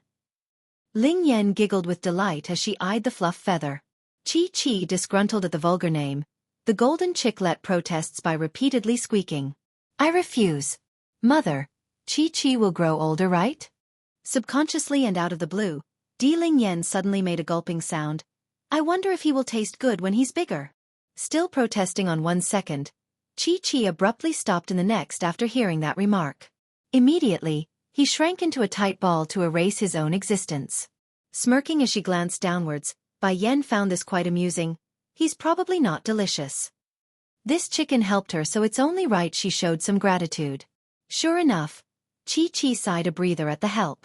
He honestly thought for a second they might roast him for dinner. Oh, the pipsqueak makes a splendid smile in light of the disappointing answer. Chi, you don't need to be afraid. I won't eat you since you are my partner. But, if you meet my second brother Jean Tian, then he will eat you though. It doesn't matter if you don't taste good, so you need to watch out. Gu Lao's death 3. Chi's eyes were full of horror to the point where he's ready to cry. This girl is comforting me. Or is she intimidating me? Father, Bai Yan rubs her daughter's hair before turning to Heavenly. How did you two leave the ruins? The Demon Queen's really starting to worry Chi would openly wet himself if she allows Ling Yan to continue. That's why she wanted to change the topic.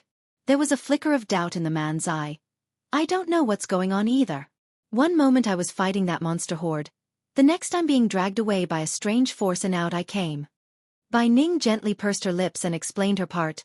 I don't know the specific details either. Yen, weren't you the one who caused the ruins to disappear by doing something? Did something?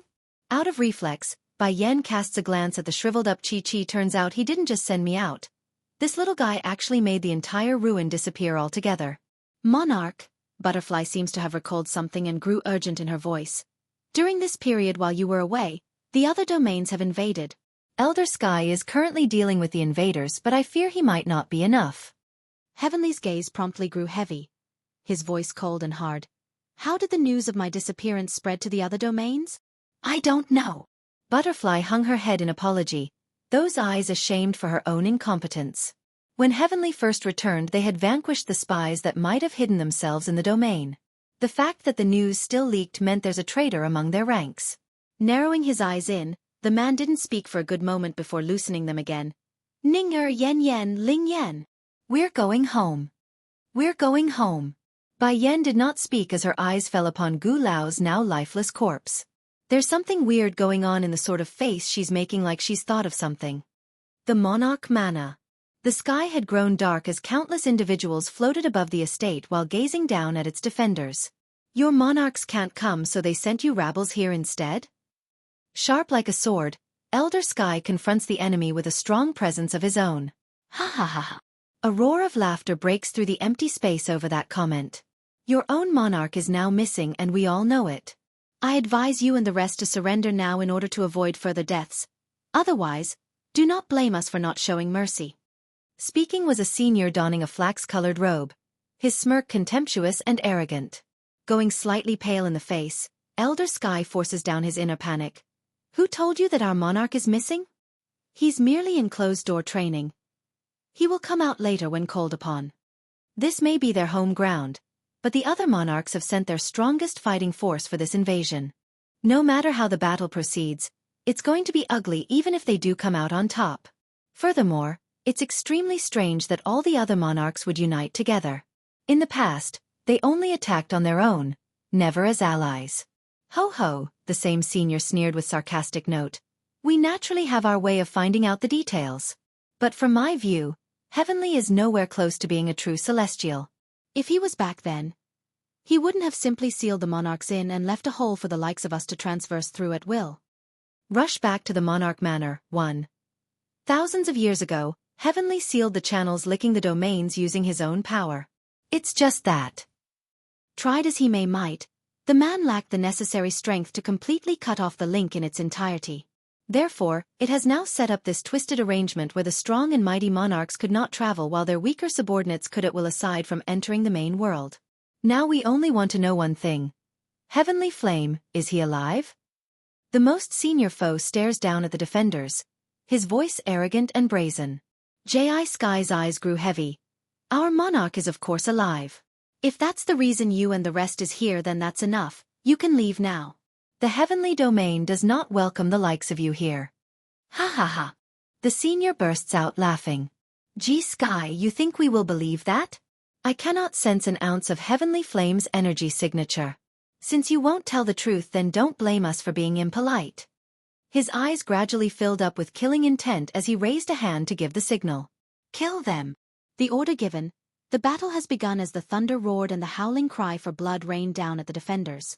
G Sky's strength was indeed very strong, to the point where his name reigned supreme even among the other faction's followers. However, that doesn't mean he's unbeatable. With no time to think, Elder Sky promptly drew his sword to meet the oncoming attackers with his fellow defenders. Do not fear, our liege may not be at the manor right now, but he's going to return sooner or later. Until then, we must defend the estate.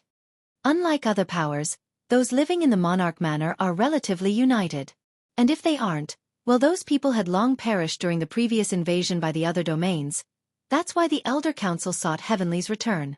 They needed a powerful anchor for the fresh and surviving blood. Unaware to most defenders, there's a particular woman hiding behind the masses of black dots which comprised of the invaders. Miss Yun, this location is unsafe, we should go back. A maid accompanying the masked female spoke with crisp, clear voice. Yunrua Shi, old witch, coldly huffs a grunt at the nosy service maid. Quit annoying me. It was not easy for me to get permission from the monarch to watch this battle. It's fine as long as I'm not back at the celestial realm or demon realm. Still hesitant, the maid didn't sound so sure. But the monarch tasked me to ensure Milady's safety.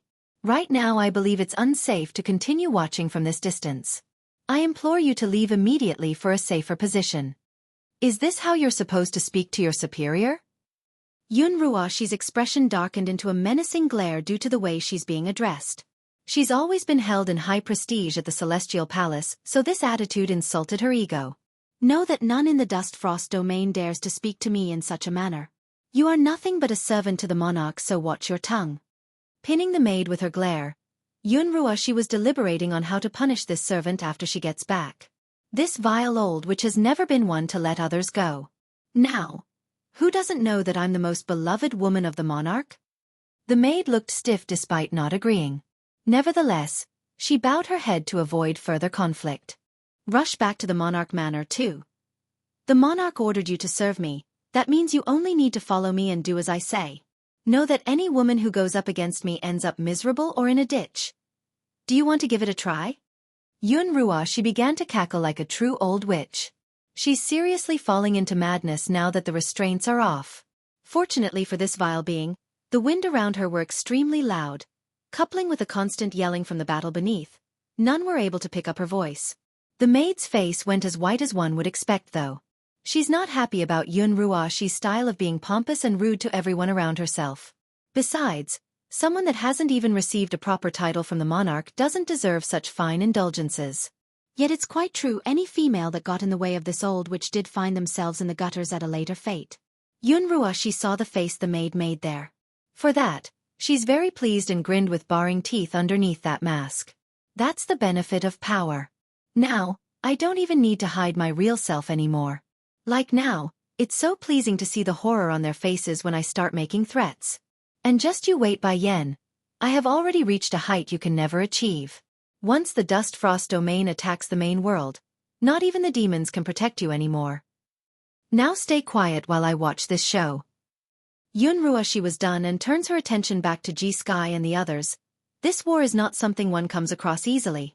Perhaps there won't be a second chance in a lifetime. What a shame. I've long heard of Heavenly Flame's name from those at the Dust Frost domain. He's supposed to be a rare genius that stands at the very peak. Too bad he's too blinding and doesn't know how to hide his brilliance. Now he's offended too many and will perish at the hands of those he deems beneath himself. In this old witch's view, even if the guy remains missing for now, he's going to die sooner or later. It's just a matter of time before the monarchs of the other domains break free. By then, the new rulers would come forward and she would stand by their side as the queen of all. Beneath the sky where the main fighting ensued, Xueqi could see several of his peers in the Elder Council were starting to wane in their ability to fight. In his urgency, the old elder cried out, "Do not give up. We must hold on until the monarch returns, understand? If we fall now, then only death awaits us all." Sure enough, Xueqi's words had the added effect of revitalizing the fighting spirit of those who are ready to give up due to the fatigue and pressure. They understood that if they are going to die anyways, then it's better off fighting. They are no cowards, otherwise they wouldn't have been chose to be here in the monarch manor. Before anyone knew it, the darkened sky of gloom and oppression had dispersed to reveal the bright red sunset. The scene felt like the world's been stained with human blood due to that crimson shade. For this, the scent of death hovered in the air like an indispensable fog while warriors fell from both sides. Xueqi found his heart bleeding inside after he saw the newest causality among his fellow defenders. It was an elder like him. A good friend, and a good comrade. Now the person was dead, laying there lifelessly with his eyes shot wide open in resentment. In a burst of rage, the mighty Elder Sky flew into a violent rampage with his sword. One strike to reap ahead, a second sweep to decapacitate a foe across the waist. He became a walking Death Reaper on the battlefield. He wants revenge. Revenge for his fellow comrades. Behind the crowd of remaining defenders who was in charge of protecting the weak inside the manor, Guya stayed hidden behind a big oak tree as she watched the ensuing battle. She too didn't feel well as she cusped her mouth in horror at the bloodshed. How could this be? Why is this happening? It's not what I wanted to see. I only wanted to bring Elder Sky back by leaking the news. I only wanted to use them as a distraction so I can sneak away to where Heavenly is. Since that day where Elder Sky left with Bai Yen, she's been placed under house arrest pretty much. Rush back to the Monarch Manor 3. When the foreign enemy attacked, all the people sent to watch over the Gu estate were transferred over. thus allowing herself to sneak out. In a way, she succeeded in her plan. However, she could not find Gu Lao though before departing. Out of fear for her trusted attendant's safety, Guya reluctantly came to the monarch manor to seek the old man. But why is this happening? Haven't all the enemies who came to attack in the past not been blocked by the elders? She thought that when Elder Sky returned from the ruins the situation would dissolve on its own, but that's not happening. Some of the elders are dead in front of her already. No. This is not what I wanted. I didn't mean to hurt anyone, I only wanted to confirm Heavenly's safety, that's why I wanted to go find him. Did you reveal the monarch's absence? A light voice from the side then that caught the guilty woman off guard. In a flash, Guya's complexion became a ghostly white as she hurried to check who's speaking. Is it you? The young girl asked again with those unfriendly eyes. Miss Ji-song, please don't talk such nonsense at a time like this. Guya's face barely made a change when she smiled in retort. How can I sell out the monarch? Guya understood full well the consequences of admitting. That's why she must never tell the truth. Ji-song did not smile or frown, only staring deeply like she could gaze into the darkest secret of this woman. If you did it, the monarch and my grandfather will not let you go for this. Despite the voice not being intimidating or threatening, those words alone were enough to make Guya freeze up. Out of reflex, she began to sweat as a gulp took hold in the throat. Miss Ji-song is too funny. I would never go behind the monarch manor to do such a thing. Ji-song didn't buy it one bit and continued to glare at her. You know better than anyone if you could do such a thing or not. Guya wanted to refute such an accusation right there and then.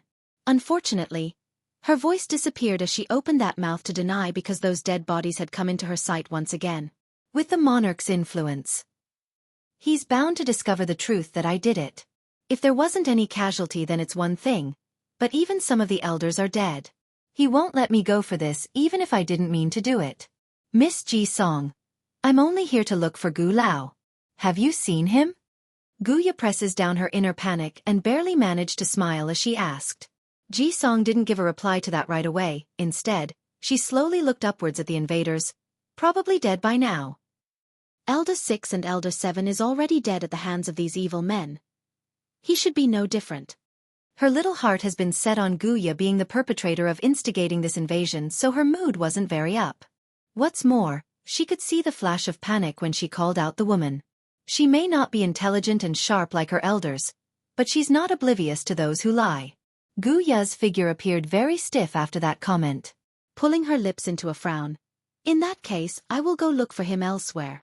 This matter was done at her own decision while concealing it from Gu Lao. That's why she must locate her attendant to discuss the issue because only he could protect herself. Rush back to the Monarch Manor for. After a long stretched-out battle, Ji-sky was gradually feeling the strain on his old self after deflecting the last blow. He hasn't given up, but strong will doesn't equal to physical strength in this case. Bang! Attacking from the rear in his moment of weakness, Ji-sky did not dodge in time and took the blow bluntly. Dropping his sword, this old man could no longer carry his weapon and flew many meters off before plunging into the cold hard ground with that fall. Elder Sky! Those on the Monarch Manor's side exclaims in great fright at the sight. Grandfather! Ji-song's heart jumped, her head a blank state as she ran towards her only family member. Little Song. After spitting out blood from due to the injury, the poor grandfather only saw the painful image of his granddaughter crying and running over. For that, his old face crumbled into horror. Don't come over. Back over in the sky, the leading foe took notice and waved his men to dive down for intercept. Immediately, Ji-song was caught between several attackers with her in the middle. PFF. Ji-sky once again spewed blood from his mouth at the situation, those eyes a reckoning of red. Don't any of you touch her. Whoever dares to touch so much as a hair on her will have their soul crushed under my fist. I will take you all to hell with me if I must. The enemy leader did not seem to hear the threat though and instead reached down to bring the child into a choking hold with his hand. Ji-song. All of the elders are very much frantic now as they attempted to break through the blockade for a rescue. Sadly, the enemy forces were many and they too little to resist. In retrospect, Ji-song didn't appear frightened in the slightest despite being in such a predicament. You let her go. Let go of my granddaughter. Pulling himself up, Ji-sky wanted to run over to be blocked by countless swords from the front. Old man, your granddaughter is in our hands now. If you tell us where Heavenly Flame is, then we'll let your granddaughter go. How about that? Saying this was a woman dressed in blue. Her sarcastic eyes fell upon Xueqi when saying that. They've been stalking the Monarch Manor for several days already, and the reason they didn't attack earlier was because they wanted more information regarding Heavenly's existence. If the guy was around, he would have come out by now.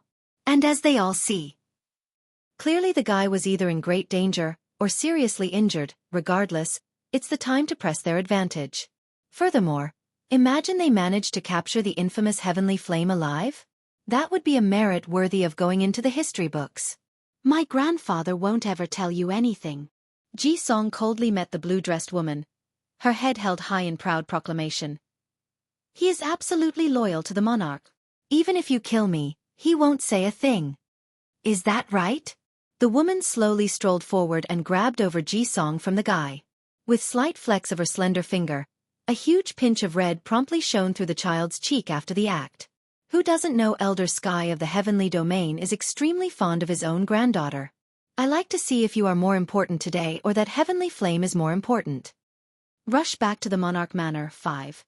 The woman in blue doesn't believe that this old guy would let his granddaughter die like this, hence the confidence her speech. Ji-song. Ji-sky's voice sounded a heart-wrenching battle cry as he crushed the blades into dust with his bare hands. All of you get out of my way. His momentum exploded, and those close to him stumbled backwards due to the effect. However, they soon stabilized their pace and again surrounded the old grandfather in the middle. Grandfather, Ji-song swings her gaze over and spoke with a cool, calm voice. I am not afraid of anything, so you do not have to worry about me. You have to remember that you are the first elder of the Heavenly Domain. Some things are more important than me. Aching in the heart over his granddaughter's maturity, Ji-sky spews another mouthful of blood as his momentum deflated. I told you all to let go of my granddaughter. Are you deaf? What skill do you bastards have in harming a child? If you got the balls, then come at me instead. Song, she's just a child. And my only concern in the world. But betraying the monarch is not possible. Even if I don't know if he's able to get out of the ruins, that doesn't matter. What's more, next to the ruins, there is still Ling Yan waiting for her mother. How can I ever put that little one in danger after her mother entrusted that child to me? But if I don't say anything, then Song is bound to lose her life. Do I really have to let me one and only granddaughter die? Ji-sky slowly closed those pained eyes, his mind returning back to the picture of how Heavenly single-handedly paid the price of sealing off the domains due to that righteous determination. Then after that scene, another image appeared with Bai Yan entering the ruins with the same type of determination. Gradually, the old elder shot open eyes again. With the hesitation gone, he returns his sight upon the young girl with the loving gaze of a grandfather. Little Song, are you really not afraid of anything? Ji-song's sight fixes onto her grandfather with the same type of determination in those memories. I am not afraid. As long as we're together, then I fear nothing. Ha ha ha. Ji-sky breaks out into a hysterical laugh at that. He continued this until tears gradually flowed out of those old eyes. How can I turn my back on the Monarch Manor when your parents died for the Heavenly Domain? My little Song, I promise you, afterwards I will definitely get revenge on these people for you. Then I will accompany you to the afterlife so we can all be a family again. The other elders all stared at their leader with surprise. No one knows better than they do regarding the level of love Ji-sky had for this child. She's his life. Without this granddaughter, he would be without a purpose. By then, what other reason does he have to live? Grandfather, Ji-song softly formed a smile as her eyes beamed with pride. You are my hero. In comparison to saving a granddaughter, giving one up requires even more courage. Rush back to the Monarch Manor. 6. This way, the monarch would not die once he returns, and her grandfather wouldn't become a sinner. He would have succeeded in preserving his values and his name. The woman in blue had a slight change in her expression after that. Flexing her muscle as she pinched the child's hand, everyone could hear the sound of brittle bones snapping. In light of the excruciating pain though, Ji-song didn't dare utter a single cry. She's afraid her voice would make her grandfather regret and change his decision. Ji-sky, I'll give you one last chance. If you don't say where Heavenly Flame is, then I'll strangle your granddaughter. The vile woman's eyes were cold and sinister as a snake. Song! Ji-sky issued a despairing roar. Grabbing the nearest weapon he could find, the old grandfather slashed into the air with an arc at anyone who blocked his path. "Come after me if you want to kill me, don't touch my granddaughter." The other elders shared a glance with each and got a mutual understanding to enter the fray again. They want to break through the layers of obstacles to come to Ji-song's aid, otherwise, it would be too late afterwards. Ji-song's breathing has grown increasingly more difficult as she choked under that grip. Knowing her end was near, the child wanted to give one last look at her grandfather before dying. Just another look. Tears flowed from the corner of the girl's eyes at that thought. There's so much yearning and sadness in there that it's heartbreaking. Despite showing no fear earlier, she's just a child after all. How could she really not be afraid of death? No! Ji-sky desperately rushed towards his granddaughter's location, but there's simply too many foes ahead blockading his route. At this moment, he could feel his heart shattering into a million pieces after he noticed the speck of blood slowly dripping out of the child's mouth. It's the obvious sign she's going to give in at any second. Song! Deafening in his cry, the old man also starts spewing blood from his throat at the hopeless situation. The enemy saw this opening and most definitely took advantage of this. In their haste, they shot forward and pierced countless swords into the old elder's body. Song wanted to plead for her grandfather to stop after that. Sadly, her mouth could not find a voice as the last light slowly drifted away from those eyes at this despairing scene. This time, she reckons she won't be able to escape. Grandfather will die too? But she wants Grandpa to live well. The monarch can't be without grandfather. Ji-song gently closed her eyes in regretful resentment at these invaders. Now, the woman in blue only needs to give one tiny tug to end her life due to how weak she has become. And sure enough, that grip gradually began to tighten around the neck since the woman in blue figured this child was no longer of use. Stop, you stop this right now. Fifth elder and the others also roared in absolute anger. Come after us instead, don't hurt an innocent child. Song is only 10 years old. Do you not have any consciousness? Child. Back over in the sky, the flax-colored robe senior who's in charge of this invasion force sneered with delight. You are mistaken about something here. Regardless of you being a child or an old senile, you're all going to die. Everyone in the heavenly domain will die today. Rush back to the Monarch Manor, 7. Do it. Pulling his sight back, the flax-robed senior coldly commands. Smirking as well over the approval, the woman in blue did not hold back anymore and attempts to finish off her hostage with a snap of her thumb on the child's neck. Boom. However, it's at this crucial moment that a light sword suddenly cuts down from the heavens and lopped the female villain in two. This attack proceeded to slice through the hearth beneath as well, thus creating a long chasm through the earth. Already unconscious due to the lack of air, Ji-song began to crash down towards the ground from midair. Thankfully a hand had caught her little body part way. Otherwise she would most certainly make a huge splat at the impact with her frail health. You! Ji-sky's eyes shrank in realization at this sudden interjection. Having his heart jump out, this old grandfather would never forget that dazzling face of the woman whom he misunderstood. He feared for the worst during this entire battle, but now all he felt was ecstasy of joy. She's back. Does that mean the monarch is back too? Thinking up to here, Elder Sky and the rest of the Monarch Manor's defenders were looking around with excitement until they locked onto a certain figure in the sky.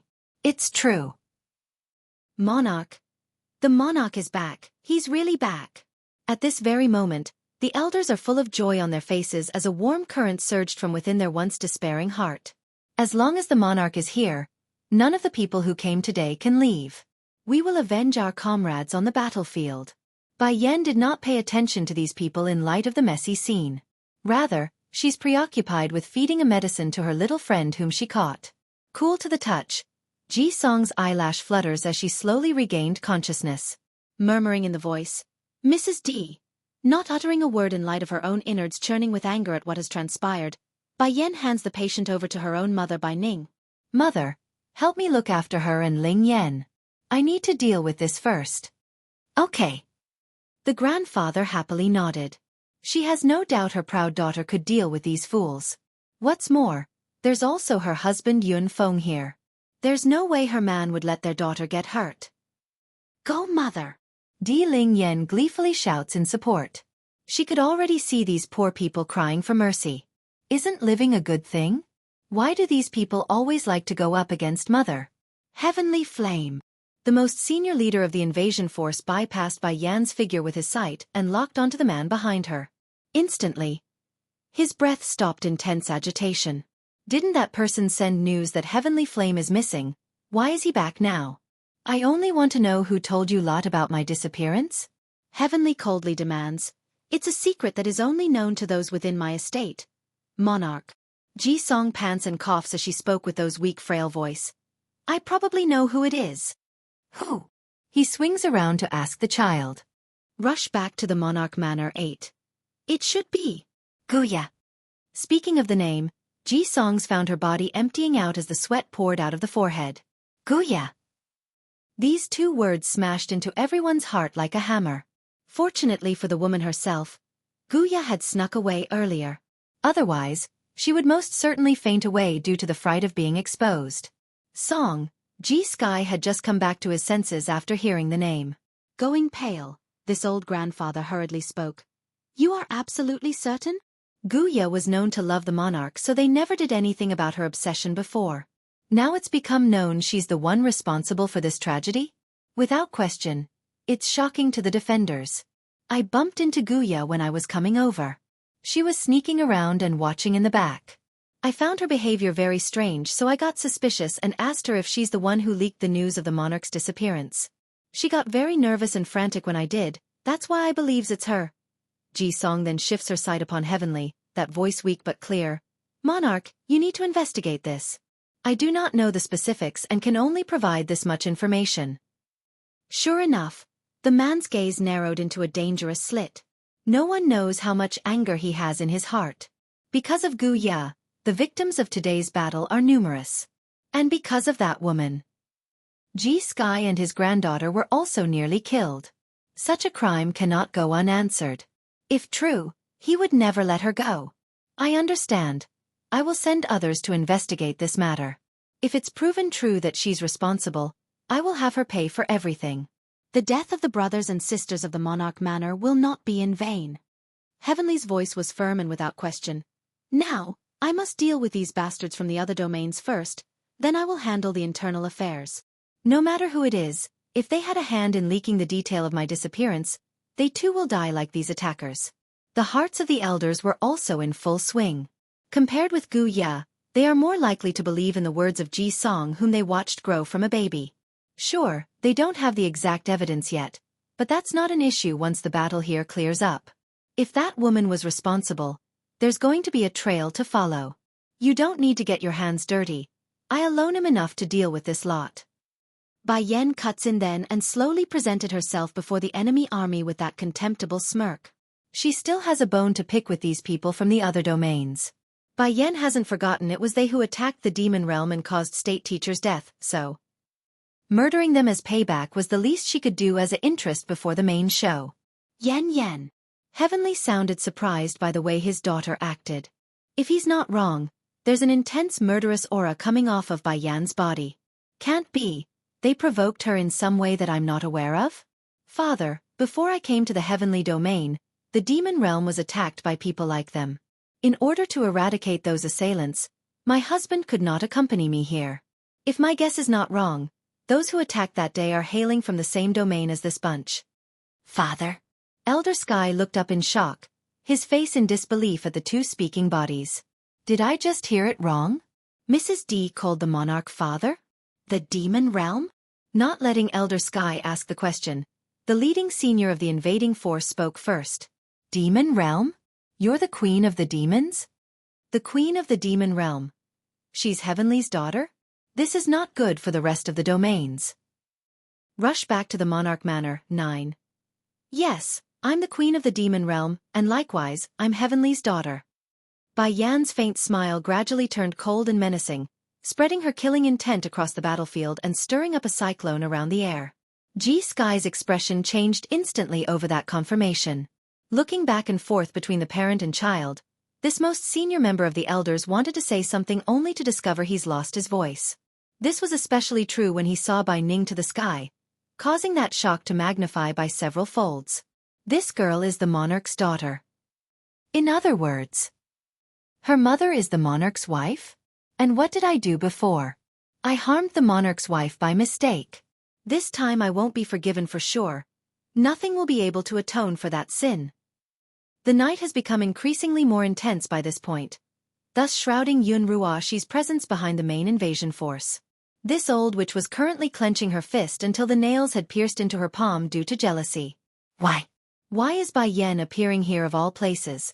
And how did she become Heavenly's daughter?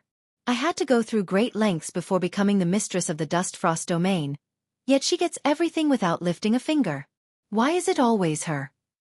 I refuse to accept this. I refuse. Miss Ruoxi? The maid turned her head and saw the blazing glare coming off of the old witch then. By following the line of sight, she too took notice to Bai Yan's existence and began to have thoughts. It seems that Miss Ruoxi and that woman have some sort of deep grudge between them. Let's go. Yun Ruoxi orders with a low whisper due to her fear of Bai Yan taking notice to themselves. The maid sneered but her face remained unchanging. Miss Ruoxi, don't you want to continue watching this show? No, if we stay any longer then we won't be leaving at all. If Bai Yan finds out I'm here, she will chase me to the end of this world. I need to sneak away before it's too late. Besides, it's never too late for me to exact my revenge. She will pay for her crime against me in due time. Giving one last look at the center of this battlefield, Yun Ruoxi doesn't linger and disappeared into the night. If it was Heavenly who said this then it would cause a panic. But you think you can kill us based on your strength alone? The old man knew that he could not escape today so he doesn't flee. But what he didn't expect though was the man's own daughter coming forward for a fight. In that case, he might as well drag this woman down with him to act as a cushion. Bai Yan ignored that statement though by drawing her Godslayer. Whether or not I have the skill isn't for you to decide. Once you try it then you will know. She doesn't need to use too much power for anyone with this ancient artifact in hand. Anyone under the Divine Lord level of a monarch stands no chance. Boom! The sword slashed down from above after she raised it, causing a huge rift in the air like she's slashing through a mountain itself. The sonic boom alone from the force had deafened the surroundings and some of those too late to dodge were instantly turned to mush by the power alone. Ashamed Sky. Forget about the enemies here today. Even the defenders of the manor were stunned by this display of sheer brute force. Out of fear, they had taken steps back in order to avoid being caught up in the mess. Now, do you believe I have the strength? The corners of Bai Yan's lips gradually stirred up a smirk in contempt of the old man who questioned her ability. You're also half a step into the Divine Lord level? The leader clenched his fist in frustration as it trembled in uncertainty over his own resolve. The reason why Gu Lao was considered strong was because he had half a foot into the realm of being a monarch, and this woman, she's obviously stronger than Gu Lao. How in the world did Heavenly's daughter that came out of nowhere have such incredible ability? Feeling his heart drop into a chill over this truth, the leader of the invasion force dreaded for what the future holds in regards to the other domains. They came to deal with the forces of the Heavenly Domain because they believe these defenders are at their weakest. Turns out that's a lie and that they are at a new whole level.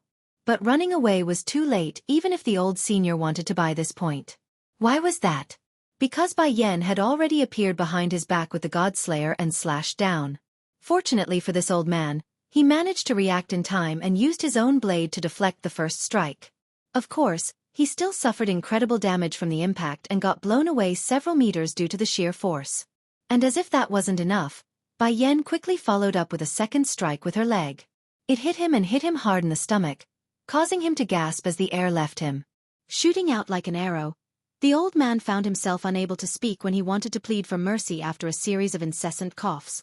In his horrified state, he looked up to discover the one gazing down at himself was not the demon queen, but none other than Heavenly himself, the master of this domain who showed no emotions in those eyes. Heavenly, you don't need to live anymore. Boom. Without so much as a chance, Heavenly pressed down with his hand against the senior's head and crushed his brains out with an energy grip. Retracting his hand after flinging off the whitish brain materials from his palm, Heavenly turns back to his daughter with a guilty smile. Yen, you wouldn't be angry that I killed this guy, right? He came up to me first. It's not my fault. I couldn't resist, so. Bai Yan simply stood there and smiled at her father. Then turning to the others present with her dominating gaze. I presume the rest of the invaders can be dealt with by the elders? Just now that sword strike from above not only killed off a good chunk of the invasion force, she also wiped out the strongest of them. That meant the only ones remaining are the small fries with the occasional stronger ones. However, They are nowhere close to their leader whom Bai Yan just killed. Yan. Bai Ning happily came up to her daughter's side and grasped onto those hands. When did you reach the peak stage of the demi-divine lord level? Not too long ago, Bai Yan shrugged. It's during the time I spent inside the ruins. I touched upon the threshold of the divine lord level, and is only a step away from breaking through to it. That was to say, aside from an actual monarch, there are no others stronger than herself. Perhaps Xueqi might be a match in some areas, but in terms of sheer brute strength, the old grandpa definitely didn't hold a fiddle to the demon queen who controlled the Godslayer. Xueqi felt ashamed and didn't dare to meet Bai Yan's line of sight after she said that. Though the woman referred to the elders handling the cleanup, but those in the know already figured out she's actually pointing to Elder Sky. Sinner 1. Monarch. A sound of joy came from the front, then that caused everyone to look over to the source. Heavenly wrinkled his brow as he did so because he recognized that voice. Sure enough, it's a familiar face of a woman whom he didn't like. That caused him to make an annoyed face. Guya did not notice the strange atmosphere around that has gotten very cold and continued to show excitement in those eyes. Just now. She was going out to look for Gu Lao but stopped after she got wind of the monarch's return. Without caring for anything else, she hurried back and thus created this scene. Tender and graceful in her face. Monarch, I'm so glad you are safe. Heavenly's sight locked onto Guya, but instead of returning that warmth with his own, he only had cold sharpness. Going rigid at that intense glare, Guya did not know how to read this. Monarch, why are you looking at me with such eyes? She has known the man for many years. Strong, handsome, and at the same time indifferent to those close to himself. However, she's never been the subject of such glares before. It's making her heart quiver due to the unknown. Guya, you know better than anyone on what you've done. Why do you need me to remind you? Heavenly spoke with such indifference that it hurts the recipient like he's cutting her soul with a blade. What do you mean by that, monarch? Guya's complexion got ghostly white, her lips a thin line. Everything I've done is for your sake and only for you. I would never think of being a burden for you. In her mind, the invaders are of no consequence as long as Heavenly returns, thus removing her of any sin she's committed. Heavenly did not comment on that, only examining the woman like a judge. I will give you one last chance to admit your crimes. Guya's face didn't simply look white anymore. She's downright green at the inner panic. Forcing that swelling emotion down, she attempts to change the subject and away from her crime of leaking the news out. Are you referring to the matter of Mrs. D? It must be because of Ling Yan. Heavenly loves the child so much. He must be upset I tried to expose the girl's mother for being a vile and scheming villain. Yes, that must be it.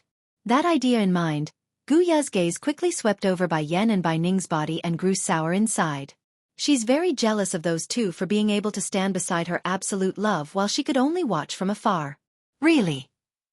Like daughter like mother, both of them are vixens who only knows how to trick their way into a man's bed. Ling Yan needs to get away from such a mother and grandmother lest she be taught wrong. I will see to it that she get a proper education when I'm in charge. Monarch, I know you are referring to Mrs. D treating of Ji Song. As for what Ji Song said before, Guya did not take it to heart. First of all, Ji Song has no evidence, only speculation and guesswork that it's related to herself. With only that, there's no way that child would bring it to the forefront. Moreover, the monarch wasn't stupid in this lady's mind. Why should Heavenly believe a child's word, right? Sinner 2. Heavenly frowns and turned to the surviving elders. Yen cured Song's illness? This matter. Why didn't anyone mention to me? Guya saw that Heavenly did not respond to herself and grew a bit more panicky. I accidentally overheard Ji Song and Miss Ling Yan's conversation. That's how I knew about their plan to have Mrs. D treat Song's condition. It's a huge risk and that caused me to worry exponentially. So, I went to the elders. Who could have thought she would really cure Song? Ji Song also felt quite nervous at the attention being on herself. Biting her lips, she worriedly watched the man for his judgment. That day her grandfather harmed the monarch's wife, that's a fact. Whether it's for an understandable reason or not, it's of no matter. Someone must be made accountable for the crime. Heavenly didn't want to spend another moment on Guya and turned over to Xueqi instead. Calm in his cold voice. What exactly happened? Speak. Shaking all over at the holler, the old grandfather showed intense regret and guilt on that face. Let's ignore the fact that Bai Ning was the monarch's wife. If he had known Bai Yan really had the ability to cure his granddaughter, Xueqi never would have done what he did. Pity. Panic got the better of his head and he had done something unforgivable. Monarch, it was Guya who came here that day to find me, she told me. He subconsciously glanced towards Bai Yan. Mrs. D wanted to become the mistress of the monarch manor. That's why she risked Song's health by attempting the procedure. She also told me Mrs. D doesn't have the ability and is putting my granddaughter at risk, so The surrounding air was getting colder and colder until the oppressive air made it difficult to breathe around the old man. Monarch, you also know that Song's condition is very serious and that any careless treatment would cause her to lose her life. I won't speak on Mrs. D's medical ability, but as a grandfather, how could I let a stranger treat my only family member? I fear she would have really died that day. Xueqi hung his head in shame, those eyes full of sadness. So, I summoned everyone to stop Mrs. D.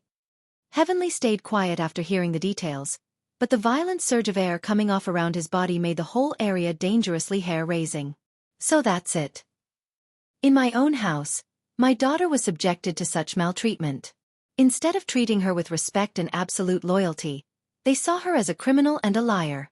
What qualifications do they have to question her intent? How much more harm will everyone cause my sweet child until they are satisfied? Bai Ning's expression got all icy, her sight landing on the elder. My daughter don't need to be no mistress. If there's anything she wants, she will get directly from your monarch. If I had known about your suspicions and misdeeds, I would never have allowed my daughter to save your people. Guya shot up her face in shock at the very speaking woman. What does this woman mean? Is that how she exposes her own greed? How dare she dismiss the position of being the mistress of this estate? Is she not afraid of being kicked out by the monarch? Moreover, these elders would never allow such a greedy person enter the monarch manor. However, only silence hung in the air. Not one person willing to default on Bai Ning's claim. They are already aware of Bai Ning's status based on Bai Yan's identity. Based on their liege's personality, forget about a simple request. The man would even pluck the moon for this daughter of his if she requests. Sinner 3. But Guya on the other hand doesn't know anything, hence her inability to grasp why someone who schemes to get into the man's bed would openly expose her own character. Wouldn't that be the equivalent of pushing the monarch away by shooting her own foot? Afterwards, Heavenly acted like he didn't see Guya's shocked gaze and continued to ask. Xueqi's heart quivered. I injured the madam. If your monarchness wishes to punish me, then I fully accept my fault. I only ask that I not be casted away and driven out of the monarch manor. The frown on Heavenly's face grew deeper and deeper until his brain seemingly exploded over that statement. He hurt my wife Ninger? The woman I loved for most of my life. She got hurt by the hands of my own men? Tightly clenching his fist, the man's energy surged and wrapped around the hand as he shot it over to Xueqi's chest. No one stopped the monarch there. Nor did they plead for the elder's case. He's got to take this punch. Whether it was for his impulses of that day, or for him hurting the monarch's wife, he must take this in order to repent. And if he didn't endure this punch, well, the consequences may be the expulsion from the monarch manor. Being driven out was far worse than taking a hit. That proves Xueqi wouldn't be driven out already and be forced to leave. Do you believe you should suffer this punch? Heavenly's voice sounded harsh and serious as he lashed out. Climbing up from the ground, Elder Sky wipes the blood from the corner of his mouth. I deserved this. I want you to remember that no one is to be believed without evidence. Such a mistake will not be tolerated again. Regardless of what they say, a judgment must be made only after a proper investigation. Out of Song's case and the fact that you did out of worry for her, plus your long years of service to the Monarch Manor, I will overlook this one time. If there's a second, I won't show the same mercy. If it hadn't been for Di Ling Yen tugging at his sleeve next to himself, plus Song's pleading gaze, maybe this punch wouldn't have been so light. But since he had no intention of evicting the elder, Xueqi had to bear the punch for the reason of hurting his beloved wife. Yes, Xueqi sighed a breath of relief as he knelt in respect. Thank you, Monarch. That punch was indeed not very heavy, only causing the senior a few minor injuries on the organ. A mere healing pill would suffice. The corners of Guya's mouth were a little stiff then. She didn't miss the part where Xueqi called Bai Ning the madam of the manor. When did this woman become the mistress of the Monarch Manor? In just a few months and the monarch already accepted her? Monarch! Guya panicked, causing her elegant face to turn colorless. You really want this woman as your wife? Do you know who she is? Know her past? And she's a married woman. How can she be fit for the position of being the mistress of the monarch manor? Heavenly's attention slowly receded from Elder Sky's figure, and shifted over to Guya after that outcry. Elders, you have all heard it for yourself on this woman's ambition. She and her daughter are both coming with ill intent. Do you not see that? The two of them intends to share a single husband. Would that arrangement turn the entire monarch manor upside down? By this point Heavenly's gaze wasn't that of indifference anymore. It's that of a storm ready to blow. Sinner 4. None of the elders responded to Guya then. It's just that their original look had transformed into sympathy at this stage. Outrageous! Boom! Guya felt a blow to the chest at that word, causing her figure to shoot out into the crowd and become a sorry mess. All tearful as she looks up at the man of her life. Monarch! I desire nothing in this life. I merely want to follow by your side. Heavenly sneered over that plea, his voice intense and piercing like a sword. You said Yen Yen wants to become the mistress of the monarch manor? Where and how did you hear such a thing? Guya's heart became uneasy over the cold gaze coming down at herself, but the woman also knew this was her only opportunity to turn this around. Otherwise, the one to die would be herself today. That's because I overheard Mrs. D speaking with Ling Yan in secret one day. She said that only by becoming your woman can she become the ruling mistress of the monarch manor. I've followed you for so many years. Do you not trust my character?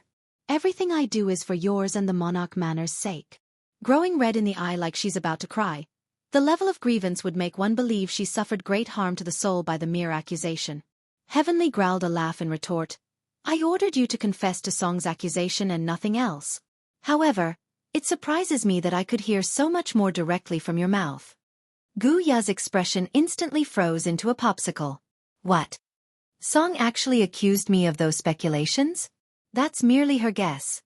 How dare she tell a story without evidence? Do you know what her identity is in the first place? Heavenly points to Bai Yen, his voice a frosty note. What? Guya appears lost and confused. Smirking at the reaction, the man continues. I presume you know the level of strength in the world I lived in before coming back here. She is from that world. Crawling up from the very bottom, she never once relied on anyone to reach this stage of her life. Guya's face became more and more ugly, not cluing in on why he's telling her this. However, the detail about Bai Yen hailing from the leading world did bring unease to her heart. Why is this woman from the same world as the monarch? Can it be they're related in some way? You said she wants to become a phoenix by using the opposite sex to her advantage? I'll tell you now that even a phoenix must bow before her. So why would she need to become one when she's so much superior? Bai Yen didn't interrupt this and stood quietly to one side.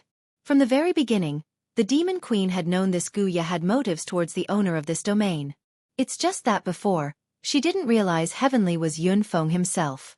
But now that she knows, there's no way Bai Yen would ignore the fact that a third party wants to steal her father from right under her mother's nose. Ha! G-Sky suddenly snickered a laugh from his spot after that last comment. This old elder actually found the outcome to be just deserved for Guya. After all, her behavior cost the monarch manor many lives today, some being G-Sky's own brothers and close friends on the Elder Council. There's no way his heart wouldn't be angry. And then there's that incident with his granddaughter Song. If it wasn't for Bai Ning stopping him, he might have confronted Bai Yen during the vital procedure. By then, the girl wouldn't be cured, and he might have done something far worse that night in which he would regret for the rest of his old life. Sinner 5. Miss Guya, Mrs. D may be young at 20 years old, but she's already gotten her foot into the Divine Lord's level. The same as the monarch, so even I may not be her opponent if we fight. Why would she need others to climb higher if that's the case? G-Sky's laughter was full of sarcasm. At the same time, it also hit the woman's heart like a stick, causing that soul to tremble in shock. Elder Sky is not the woman's opponent. Her strength. Is that powerful? Today, I will again announce. The man coldly and sternly scans his surrounding to make sure they're all focused on his words. The ones in control of the monarch manor after me is my wife Bai Ning, followed by my biological daughter Bai Yen. She is also the young miss of my home. Therefore, whoever goes up against them will be immediately expelled from the estate and never permitted to return. My biological daughter, Bai Yen, Is also the young miss of the Monarch Manor real daughter? A thunderstreak promptly blew across Guya's mind, blasting her head to oblivion. She looked up in dismay, those eyes horrid at what this indicated. A real daughter? This woman is his daughter, that is to say, the monarch has long since married and has a wife and child? Quivering as she closed her eyes, the woman could sense this was the end of her love, for no woman could endure this level of humiliation. Not even her. She's in love with Heavenly, but she hasn't fallen so low to demand a spot after being rejected in this manner. What's more, if she had known her patience in waiting for thousands of years would end in futility, then perhaps her choice wouldn't be like this and endure so much hurt. Why? Why is this happening? Tears began to roll down the cheeks of this fragile woman, thus blurring her vision. Heavenly, you are not the type to easily take a wife. You always kept everyone at a distance. Not caring for that remark, the man went ahead to wrap his hands around Bai Ning's shoulder. Then, smiling brilliantly instead of his usual cold version, that is because I didn't meet the right person yet, and my behavior was for awaiting her arrival. If my previous life did leave behind a wife and child, then how would I be able to have her in this life? For him, it has always been a matter of wanting or not. If he hadn't met the right one yet, then why should he lower his standard for an inferior person? Such an affectionate confession stung Guya's heart, causing those tears to pour out like a waterfall. She's laughing hysterically like she's lost it. Thousands of years in waiting to earn this fuss upon myself. I am such a fool. He even has a granddaughter now, and I was blind to all of it. Where is Gu Lao? She numbly asks this from out of the blue. She doesn't want to stay here anymore as that love has been crushed into dust. I couldn't find him anywhere. He's dead. The two words from Heavenly shattered the last bit of delusion inside the woman. Trembling all over as she stumbled backward in disbelief. You're deceiving me. How could Gu Lao have died? He only left for a bit to conduct some business. Why would he die? It's not like he went out to do something terrible. Sinner, 6. Heavenly's voice turned chilling when explaining. He went to kill my granddaughter, so do you believe he should die or not? Xueqi shot his head up in shock regarding that statement. He's exceptionally flustered upon locking onto the tiny milk bun at the center of this family. Gu Lao wanted to hurt Miss Ling Yan after I left? That guy. How dare he do such a thing? The little young miss is merely a child. How can he bear to harm a baby? That's not all. Elder Butterfly cuts in with a grin. That old thing somehow got his hands on a drug that strengthened his powers to the limit. Even I wasn't his opponent when he nearly murdered the little young miss. If it weren't for the miss returning in the nick of time, perhaps Miss Ling Yan and I would have died back there together. Such a bastard doesn't deserve to live. Doesn't deserve to live? The crowd fell into stunned shock. Does that old thing believe he's a true celestial or something? Even a true celestial wouldn't arbitrarily determine a person's worth of living. So, what right does someone like that have in determining a child's fate? Guya's face was white as a ghost with a panic-stricken look in those eyes. What did you say? I don't believe this, and I refuse to believe that Gu Lao went to make trouble for Ling Yan. I specifically told him not to harm her. So why would he do such a thing? Guya's heart ached uncontrollably. For thousands of years, she has been without family. Yet, it was Gu Lao who kept her company through thick and thin. Losing such an essential member in her life felt like someone ripped a part of her soul away. It's all my fault. Guya tightly clasped her head in agony as the sobbing tears caused her voice to be an incoherent mess. All my fault. Gu Lai died because of me. I caused his death. I hurt the people closest to me. At last, she bursts out crying for all to hear until the whole battlefield could listen to this noise. Unfazed by this scene, Heavenly's gaze remains cold and harsh towards this woman. If you're done crying, then answer my question. Are you the one who leaked the news of my disappearance? Almost instantaneously, Guya's mourning cry stuttered for a brief second and transformed into a fluster. She may be grieving, but she also knew that admitting to this situation would cause her to face a fate worse than death. Pursing her lips as she responded, I admit I framed Mrs. D, but I didn't betray everyone. Monarch, if you are angry with me, then you can kill me, but I won't admit such a crime that I didn't do. This battle has caused too many losses towards the Monarch Manor. Clearly it's you. Ji Song tightly clenched her. You're the one who leaked the news. I can tell from the first time I asked you this question. The panic you showed back then was too obvious. Guya quivered. What evidence do you have that I did it? Song became speechless for a moment. That's right, she's able to determine it's Guya but had no evidence. Without proof, it's the same as making a fruitless accusation. Monarch, the former morbid child turns to Heavenly, her eyes solid and persuasive. Although I don't have evidence, but I am certain it's her. Guya continues to force herself to be calm because she knows that's the key to her survival. Any panic would be seen through and thus exposing herself. The monarch himself said so that one needs evidence. Without evidence, it can't prove I did it. Sinner 7. Evidence. Suddenly, a soft chuckle broke through the air and into everyone's ear. Guya hurriedly looked up towards the night and focused on the source. With her rosy red dress whistling against the wind, Bai Yan's smirking grin doesn't go unnoticed. My father does indeed do things by the evidence, but too bad. I never go by the evidence. If I say you did it, then you are guilty. Who dares to tell me otherwise? Guya popped her eyes out in disbelief. She's never met such a bold person before, so out of reflex, she turned to Heavenly for help. Monarch, I have always loved this daughter the most. Whatever she desires is what she will get. Shrugging his shoulder, Heavenly makes a face of a helpless father that overly dotes on his child. This was a total 180 to his usual demeanor. Grinning deviously, Bai Yan slowly encroaches upon Guya like a judge. Guya, you think you can hide your guilt from me because you won't admit it? I am confident in Song's honesty and that this child won't lie. Also, I am a person of my word. So if you tell me the truth, then I will give you a painless death. You? Guya choked, seemingly trying to think of a proper way out of this situation. Sure enough, this woman once again turned towards Heavenly for help. Yet the man didn't bother to return her pleading gaze like she's a dead person already. Stung inside over how little she meant to this man, she closed her eyes and submitted to fate. Yes, it was my doing. Silent tears gradually rolled down those cheeks. I did it out of fear for the monarch's safety. I wanted to go look for you in the ruins, but the elders placed me under house arrest inside my Gu manor.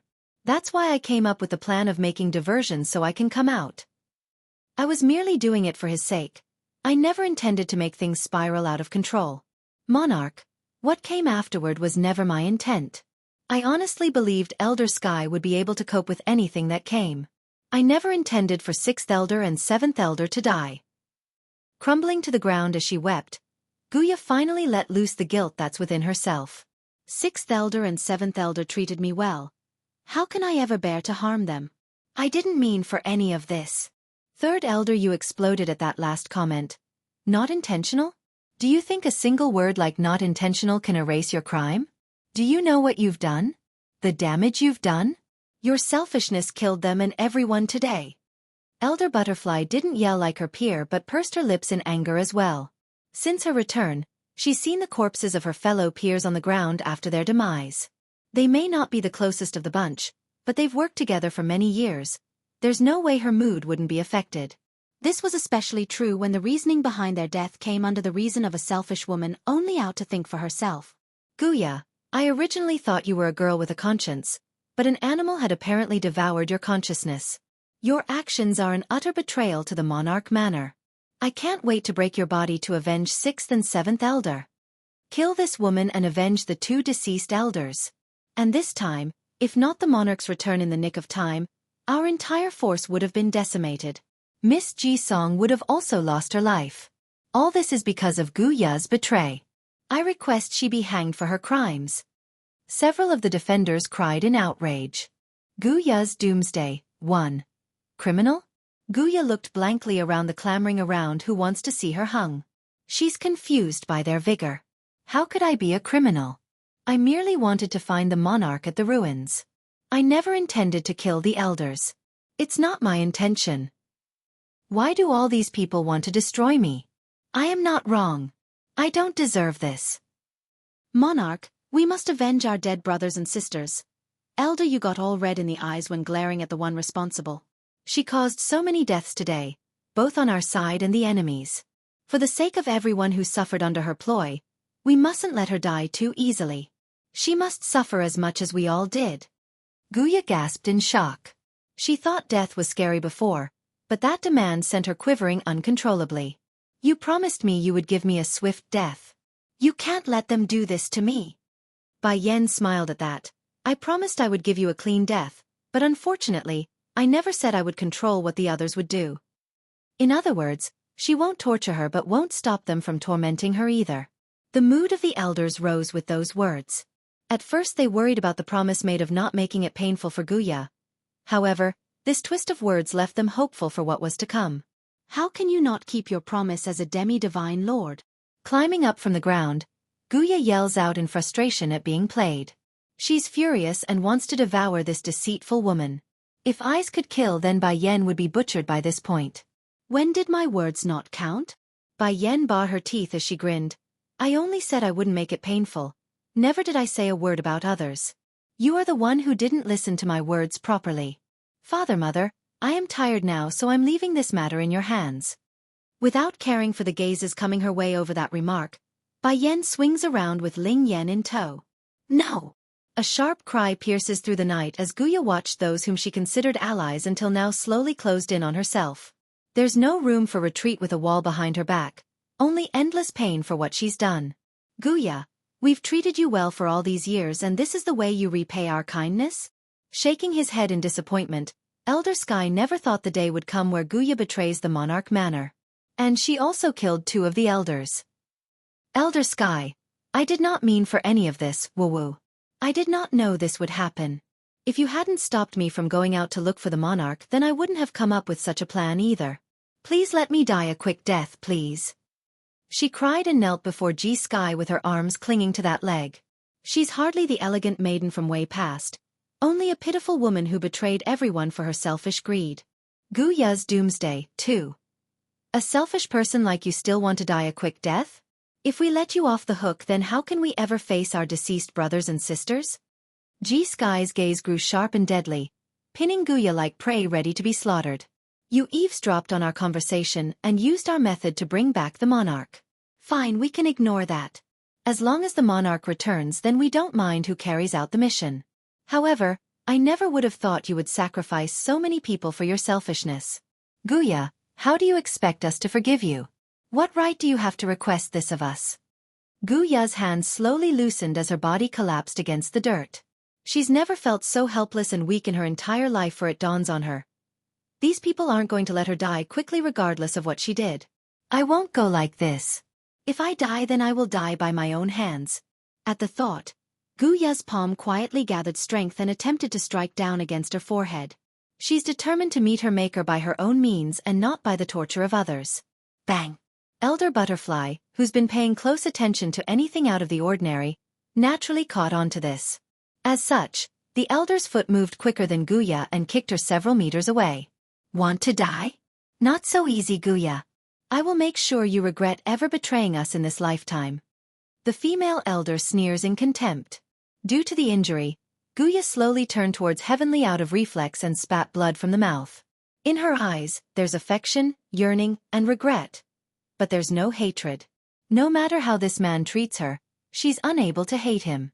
After all, if it weren't for this godlike person intervening thousands of years ago, Guya would have died already. She wouldn't exist to this day and died of despair in the past.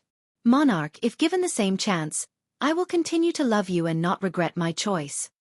Guya began to laugh in a low, huffing voice of bitter flavor. But you never once looked at me. No matter how long I waited, I was never in your view. My only desire is to be by your side. You did not need to marry me, that's fine with me. However, I never thought you would take a wife and have a child as well. She wholeheartedly believed this man would never take a woman. That's why she's able to endure the long years of loneliness. But the arrival of Bai Yan and Bai Ning shattered her illusion. Now that I know that the elders would not let me go, I only want to ask one question. She looks up in hopeful anticipation. If this didn't happen today, would I have been able to become your consort? Spend my life by your side? Despite finally gazing down at the person, Heavenly's expression didn't show attachment. Of course, it didn't help either that his hand was wound around Bai Ning's waist. I've been alone for years, but that's only because I was waiting for my wife to appear. Without her, I wouldn't take anyone else. That was to say, he wouldn't marry Guya regardless of Bai Ning's arrival. Therefore, there's no chance of them being together from the very beginning, and that her love was one-sided. Unable to accept this shock, Guya spews another mouthful of blood from her throat and loses all strength in her muscles. The last string of support has now been destroyed, and so goes her will to live. Guya's Doomsday, 3. This sight would generally be insufferable at how pitiful a single lady was being treated. However, this was Guya in question. Not a single soul bothered to help her. Not even the remaining enemy forces, since they've also been conned into this mess. I see. Guya trembled as she closed her eyes in silence. She had nothing more to say anymore. Sky, Heavenly glances over to his right-hand man. Take her away. I won't get involved with how you guys want to punish her. I'm leaving that decision up to you. Yes, Monarch. The old elder respectfully complies by cusping his hand. Ninger. Heavenly didn't look back and turned back to his wife. You must be tired. Let me accompany you back to the bedchamber. Once you're rested, we will immediately leave this place. Bai Ning faintly nodded in agreement. Monarch, are you leaving? Sky appeared all shocked and quickly pursued the detail. Why are you leaving the heavenly domain? If you leave, what should we do then? Faintly smiling, my son-in-law and grandson are still waiting for us, so it's inevitable for us to leave for a while. As for the heavenly domain, I'm leaving you in charge until my return. After the wrapping of the battle today, the Monarch Manor once again returns to peace and tranquility tonight. Guest room. As the evening wind blew against the windowsill, Bai Yan laid comfortably against her bed with a milky peach girl in her arms. She's pleased with this arrangement because this mother was finally able to play with her daughter. Ling Yan, we are going to have to leave this heavenly domain soon now that everything is wrapped up here. Your father is still waiting for us at home. The little milky peach bun lifts her head. Mother, when are we leaving? I miss father too. I also miss big brother and second brother. And there's auntie. She must be grieving so much during our absence. Aha, I feel the same way, sweetie. But before leaving, we must also bring your grandfather back with us. We can't leave him here alone. That said, the demon queen moves her finger to caress the peachy bun's hair. Ling Yan, do you know how long we've been gone? Placing a finger on her little lip, Ling Yan had to take a good moment to answer. Should be a long time already. That's right. It's been quite long, hasn't it? Bai Yan nestles the baby girl into her arms for a hug. I wonder if your father has finished off those people yet. He should have come to us by now if he did. Guya's Doomsday, 4. Throwing herself into Bai Yan's breast, Ling Yan cuddles that little head in there for warmth. Does mother miss father? Yes. Bai Yan's focus fell into a trance at the mention of Song. Your father, he did too much for me. I can only use the rest of my life to repay him for that. Ling Yan does not understand why her parents would owe each other anything. After all, in her view, they are all family, so why does a family need to owe each other anything? You're still young, so you don't understand. When you meet someone who really cares about you, you will naturally get it then. Giving her daughter's head a rub, she smiles warmly as she speaks in a cooing voice. If you meet a man as good as your father, you must never give him up, understand? I kept refusing your father in the past. Fortunately, he was so insistent and eventually won me over. Father and mother weren't family before? A look of confusion sparkled in the pipsqueak's intelligent eye. Even though the baby had the smarts of a genius, Ling Yan was still young and immature to the wonders of this world. So naturally, it doesn't occur to her families must be formed by a union and through the efforts of two individuals. No, Ling Yan. We were merely two individuals who managed to find each other in a vast sea of people. Remember, sweetie, mother will always stand behind you and support your decision. And if someone hurts you, whether physically or mentally, mother will make them pay regardless of where they are. Bai Yan has a lot of confidence in her daughter's ability to cope with the dangers of this world once she's older.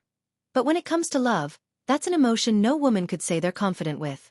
Don't worry, mother, I will not give others the chance to hurt me. Ling Yan meets her mother's gaze with the most brilliant smile. And, I will always stay by mother's side and never separate. Silly girl. Bai Yan chuckled helplessly as her vision shifted to the little chicklet next to her pillow head. Chi, seeing the demon queen has finally noticed his existence, the golden phoenix chirps excitedly. Come. Bai Yan waves for the bird to get closer. The gesture was a kind one. However, the meaning didn't exactly mean the same thing between human and bird. Right as Chi wanted to twaddle over to rub his head against the woman's cheek like the baby girl, Bai Yan suddenly plucked him off the bed right before the intimate act could be carried out.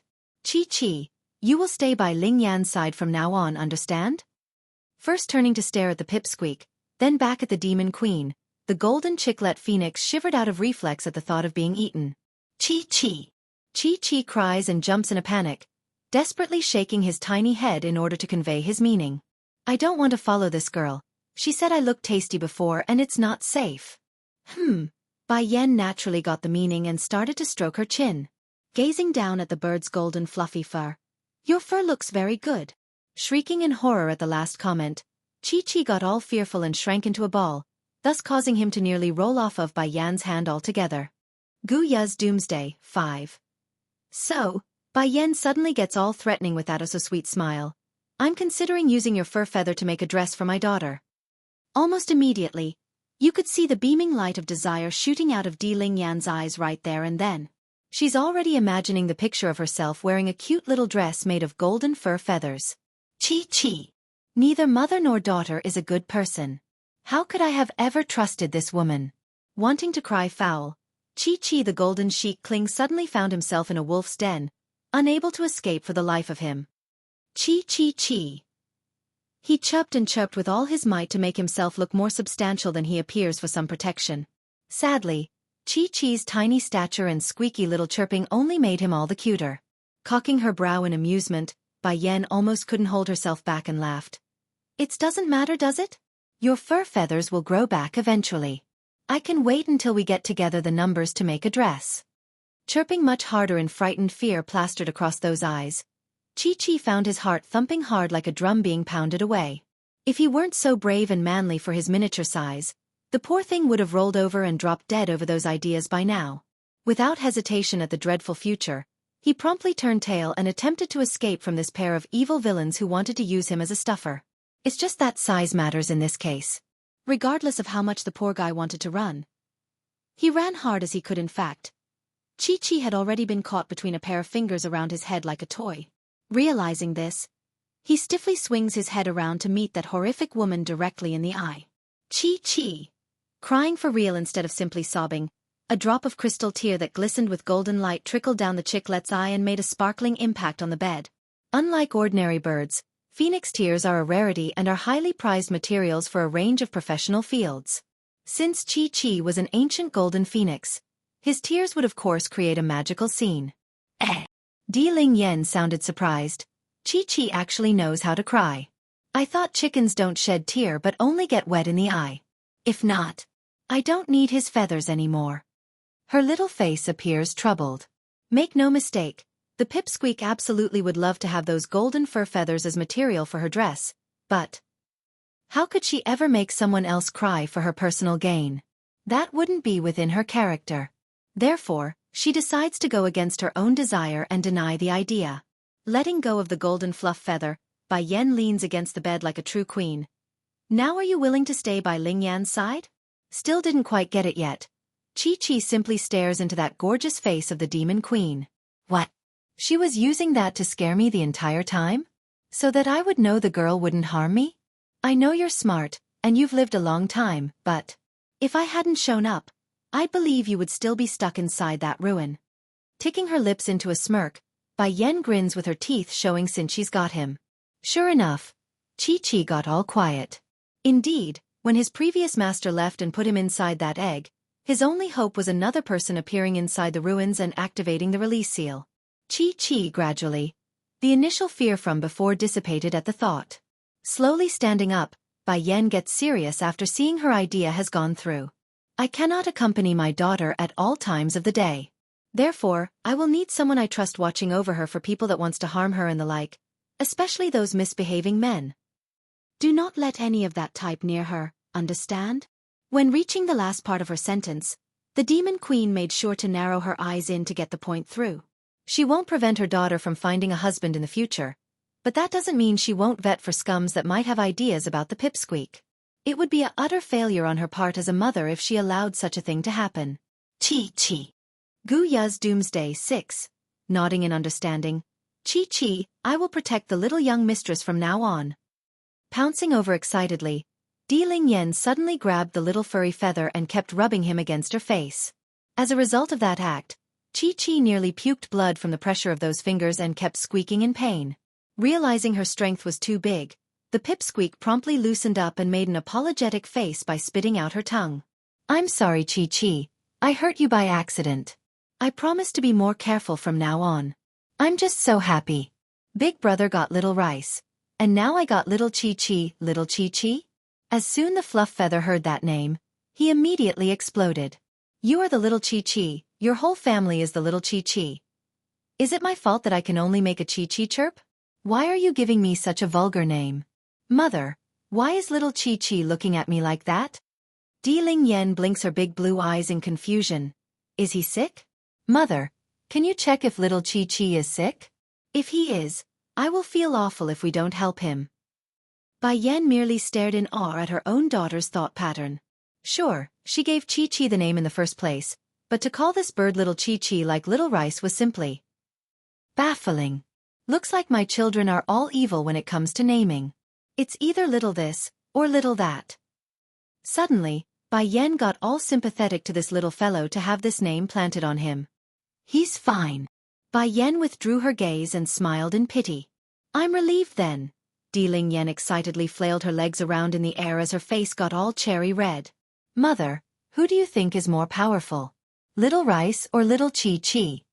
Hearing this, Bai Yan shot another look at the bird. "Now that's a good question.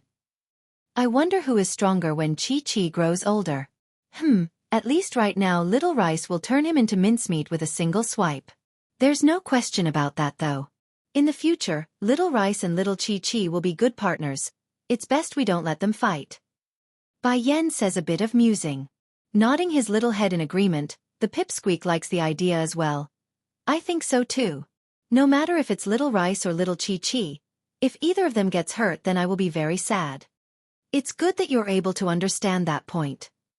Rubbing her daughter's head in doting fashion, the demon queen smiles brilliantly at how smart her daughter is. "Oh right, mother, little Rice is a boy. But what about little Xueqi? Is he a boy or is she a girl?" Plopping her head against both her hands, she asks with all levels of cuteness as she leaned back down to Bai Yan's chest. "I think he is a boy since he's little Xueqi." Almost instantaneous, little Xueqi began to weep at the indignation. "Didn't you give me the Xueqi name? When did the name become the main gender distinction factor? And I'm a girl, a girl." Bai Yan naturally caught onto the aggrieved face coming out of the tiny gold bird. Smiling right up to the eye at the evil plan forming in her head. Now that you mention it, I think he is a boy. I have no way to confirm his gender anyways.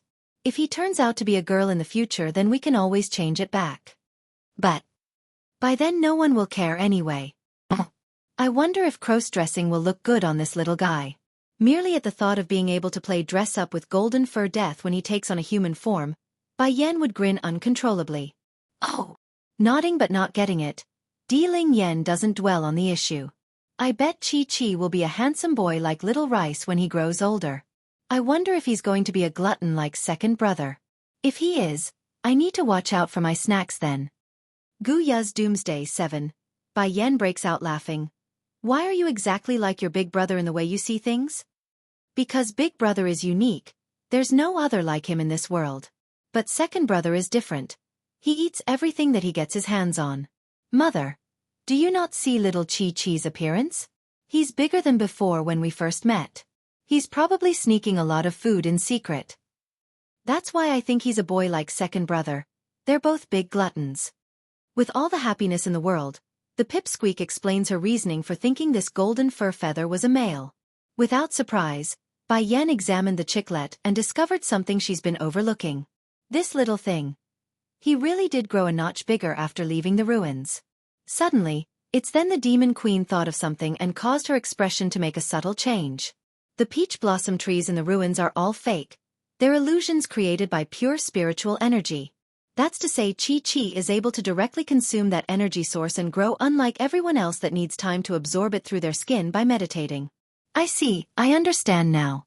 Since the ruins depleted all of the spiritual particles in the air before to form that peach blossom garden, Xueqi couldn't grow despite being in there for thousands of years." Sure enough, Xueqi showed a sad face over their remarks. "I've been going hungry for so long. Why must I get another nickname of being a glutton? Is it my fault for wanting to feel full? Little Chi-Chi, it's no use making that face at me. Ling Yan makes a grave expression. Otherwise, you will get a big belly like my second brother and feel sick afterwards. Chi-Chi protests by chirping some more. But I'm starving. It's okay, Ling Yan. Bai Yan reaches over to set this daughter on her lap before shifting back to the bird. He won't overstuff himself even if he eats more. I will tell the kitchen to prepare the food for him later. Really? Only then does the pipsqueak feel relieved. Then I won't worry anymore. The kid's always of the opinion her mother was always right. So whatever Bai Yan says, she would not doubt it. Someone come. Bai Yan calls out to the attendant waiting outside. Miss, is there anything you wish of me? A maid hurried inside after hearing the summon. You take my bird here to the kitchen and let him eat whatever he likes. She orders with a stern voice. Yes, milady. The maid complies by carefully coming forward and plucking the tiny fur feather up for the kitchen. Ling Yan, it's getting late now, so let's rest first. We will need to come up with a way to leave this domain tomorrow. Rubbing her daughter's hair after they are alone, this mother starts cooing her daughter to sleep. Okay, mother. Ling Yan nods and attaches her head against the woman's chest to use as a pillow. She's become accustomed to taking over the space whereby Xianxia used to monopolize. Gu Ya's Doomsday. 8. Kitchen. A scene of total chaos reigned supreme here that shocked the working staff in charge of this department. What's going on here? Butterfly had just run into the kitchen where she came across this scene of carnage. She's shocked and blown away like the others present. This little guy is just a chicken with a tiny body. How does he fit all that food in there? At this moment, everyone felt that the stomach of Chi-Chi was like a bottomless hole that could never be satisfied. Finally, all the food in the kitchen was swept away by little Chi-Chi. In light of this, it doesn't look like the bird satiated yet because he kept looking around for more. It couldn't be helped. Imagine you being trapped inside a certain ruin for thousands of years without any food to enjoy. Naturally your stomach would be empty and hungry. Now all of a sudden he's blasted with these delicious dishes. How could the little fella ever restrain himself? Second elder, what should we do? If this little fella keeps eating, wouldn't he get sick? One of the maids present cried and turned to the female elder for guidance. Butterfly's gaze fell upon the chicklet and began to contemplate the possibility of that theory. However, her eyes gradually lifted and a smile formed on those lips. It's fine from my assessment, he's likely going to be okay. He's already eaten so much and showed no sign of throwing up. Keep preparing the food he wants until he's satisfied. Yes, second elder. All of the kitchen staff promptly breathed a sigh of relief. They wouldn't want to be responsible for the death of this chicklet if they overfed him. Dust Frost Domain. The monarch's study room. Sitting on the master chair, the owner of this estate with his stern and cold expression gradually eased up after scrolling open a painting depicting a young woman. He's all gentle and loving when staring at this picture. Froster. The man caresses the portrait in the gentle manner of a lover. You are the color in my life, the soul of my world. Such a pure and kind woman like you deserves nothing but the best. Yet those vile villains refuse to leave you alone. They murdered you for their selfish desire. Closing his eyes, the man began to replay the memories of the long past that had kept him going. Brother Dust. He could hear the faint echo of that feminine voice again whenever he does this. That's how powerful the past affected this person. Seeing the woman he loved fall and die under a pool of her own blood. How could he ever forget his own failure of saving her? Deet Song. Dust clenches his fist and shot open those eyes to reveal the piercing gaze underneath. I will not let you go for killing my Froster. I will never let you go.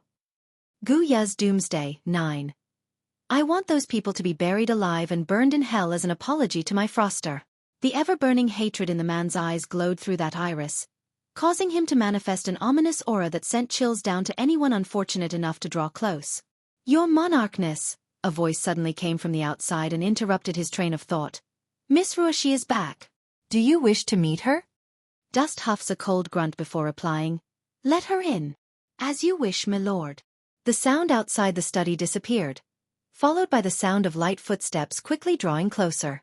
To speak the truth, Monarch Dust had to admit this Yun Ruoshi was quite the beauty after her scars were healed. This only reinforced his opinion upon seeing the woman again after she pushed open the door and walked inside his study.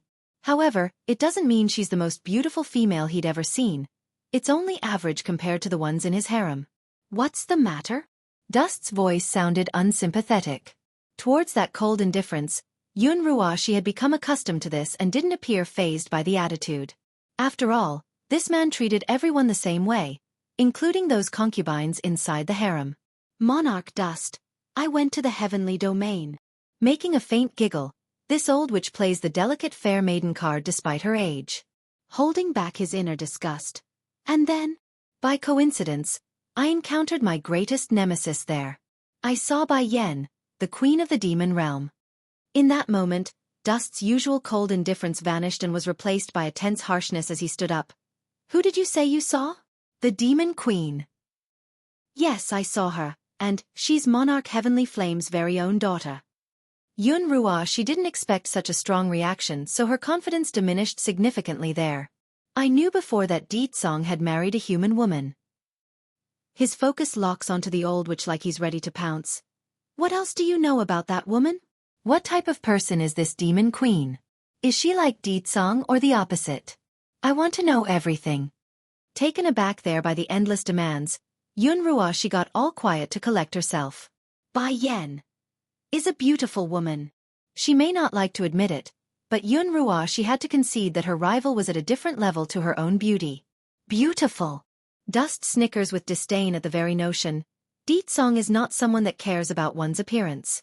Even Froster's beauty cannot captivate him. What other woman can? Froster? Being a sensitive and insecure female, Yun Ruoshi immediately focused in on that word and started making connections. Dust and Frost, so that's how it is. But what kind of relationship does this woman have with the monarch? I don't know much about Bai Yen, but her character is more on the nasty side. Even back when I was on good terms with her, I would refrain from interacting with her. The old witch bites down on the lip to make a sad face. And I know Bai Yen has a lot of men circling around herself at all times. She doesn't have any female friends, that's why. If I had to speculate, it's likely due to her using her own body to seduce the opposite sex considering the sort of personality she has. Monarch Dust's narrows in his eyes to reveal an inspecting light from within. Out of reflex, Yun Ruoshi subconsciously took a step back under that piercing gaze. She didn't want to say anything good or bad about Bai Yen right now out of fear for raising attention to her rival's existence. However, it appears her plan had derailed, for even a slight mention of Bai Yen being a flirt had backfired. Gu Ya's Doomsday, 10. You can go back now. Dust waves in a dismissive manner. He's clearly lost interest by this point. As if he wouldn't know Yun Ruoshi's character, right? There's not a single thing from her mouth he believed there. What seducing men? If Bai Yen was such a character, then Song wouldn't have taken such a woman as his wife. That tyrannical man wouldn't fall that low. Yes, Monarch. Not sure if her story was seen through or offending in some way, the old witch wanted to say something again. However, the second her sight met with a man's, her heart trembled at the intensity and promptly shut up. After walking out of the study, the repressed aura dissipated, so her unease also disappeared. Bai Yen! Bai Yen again! Isn't it enough that you seduced the Demon King? Now you're also Monarch Heavenly Flame's daughter? The glaring hate in the old witches I could kill if that's a thing. I will not let her succeed. I will destroy her and retake what belongs to me. She had given up on Xueqi God by this stage and only hoped to cling to Monarch Dust for protection. However, that doesn't mean she won't exact revenge on those who hurt and abandoned her. Muttering up to here, Yun Ruoshi quickly controls herself after realizing she's acting out of place. But right before she could head back to her own room, a cynical voice caught her attention from the wall over. That Yun Ruoshi thinks too highly of herself. If the monarch really did favor her, then he would have given her a title by now. All right, let me tell you a secret. Our monarch fell in love with a woman many years ago, and as it so happens, I came across the woman's portrait while cleaning the study room. What a true beauty. I have never seen anyone at that level, far superior to that Yun Ruoshi. And her name is Willow Frost from what I gathered. I always found the monarch to be a cold person, but I didn't know he would be so affectionate and name the entire domain after a woman. Yun Ruoshi, who originally intended to leave, stopped right on the spot. So it's like this. Monarch Dust already has a woman he loves to the point where he named the entire domain after her. And he's also willing to exact revenge on the demon realm for a single woman. Biting her lips, The old witch felt resentful and unfair as the conversation of those two maids echoed in her head. Why do the good things always happen to others and not me? First it's Bai Yan getting the love of the Celestial Lord and the Demon King. Now it's Monarch dust smitten by that willow frost. Even a dead person is coming to rob me. The more she thought about it, the more her chest began to huff and puff from anger. She's practically grinding her teeth in rage. These days, this liar and vile old witch have tasted and enjoyed the benefits of power she never had in the Celestial Palace. What pristine facade of generosity! What kind and loving angel! She didn't need any of that here in the Dust Frost domain. She could be herself, an evil and ruthless old witch that destroys anyone that crosses her path. That's her true character, and she didn't need to hide it here. Suddenly, she shot open her eyes in a maddening manner and stared into the sky. Humph! Monarch dust treats me differently, I can tell. Perhaps I can be a replacement for that willow frost. Others may not be able to achieve that, but I am different, I am superior to all of them. It's just a dead woman anyways, the dead will remain the dead. How can a corpse compete with the living? Departure 1. Heavenly Domain. With a beautiful lake and mountain landscape, the pond water faintly ripples with the light breeze bristling against the surface. Bai Yan very much enjoyed this serene scene as she sat on the edge. However, her moment of peace quickly came to an end after a voice spoke up. "Milady." Glancing over to the source from the rear, the Demon Queen slightly frowns at the sight of Elder Sky. "You're looking for me?" A bit taken aback for a second, the old grandpa decides to speak his mind after some thought. "There is something I like to tell you, it's just that I don't know if I should say it." "What's the matter?" After a muse, Bai Yan figured this must be important for this old man to come at this timing. "That day when I gathered everyone to stop you from healing Song, I ordered one of the guards to catch Miss Ling Yan." When saying this, Sky never once left eye contact with Bai Yan's face due to fear of offending the lady. And sure enough, the Demon Queen's expression darkened. Thankfully the lady didn't lash out there, thus calming the old elder somewhat for continuing. Later, according to the reports of the guards, Miss Ling Yan's body felt like it was on fire when they grabbed her. I believe this knowledge should be passed on to you in case something is wrong. Sky's eyes were full of worry when explaining. He could guess that there must be a flame burning from within that body. It's not causing any major issue for now, but with time and age, that flame would grow and eventually harm those around. That's not a good thing unless placed under control. Getting up with a sinking feeling, Bai Yan's mood no longer felt good. "I understand, thank you for informing me about her condition. Do not let my parents know about Ling Yan's condition. I don't want them to worry about their granddaughter." "Yes, milady."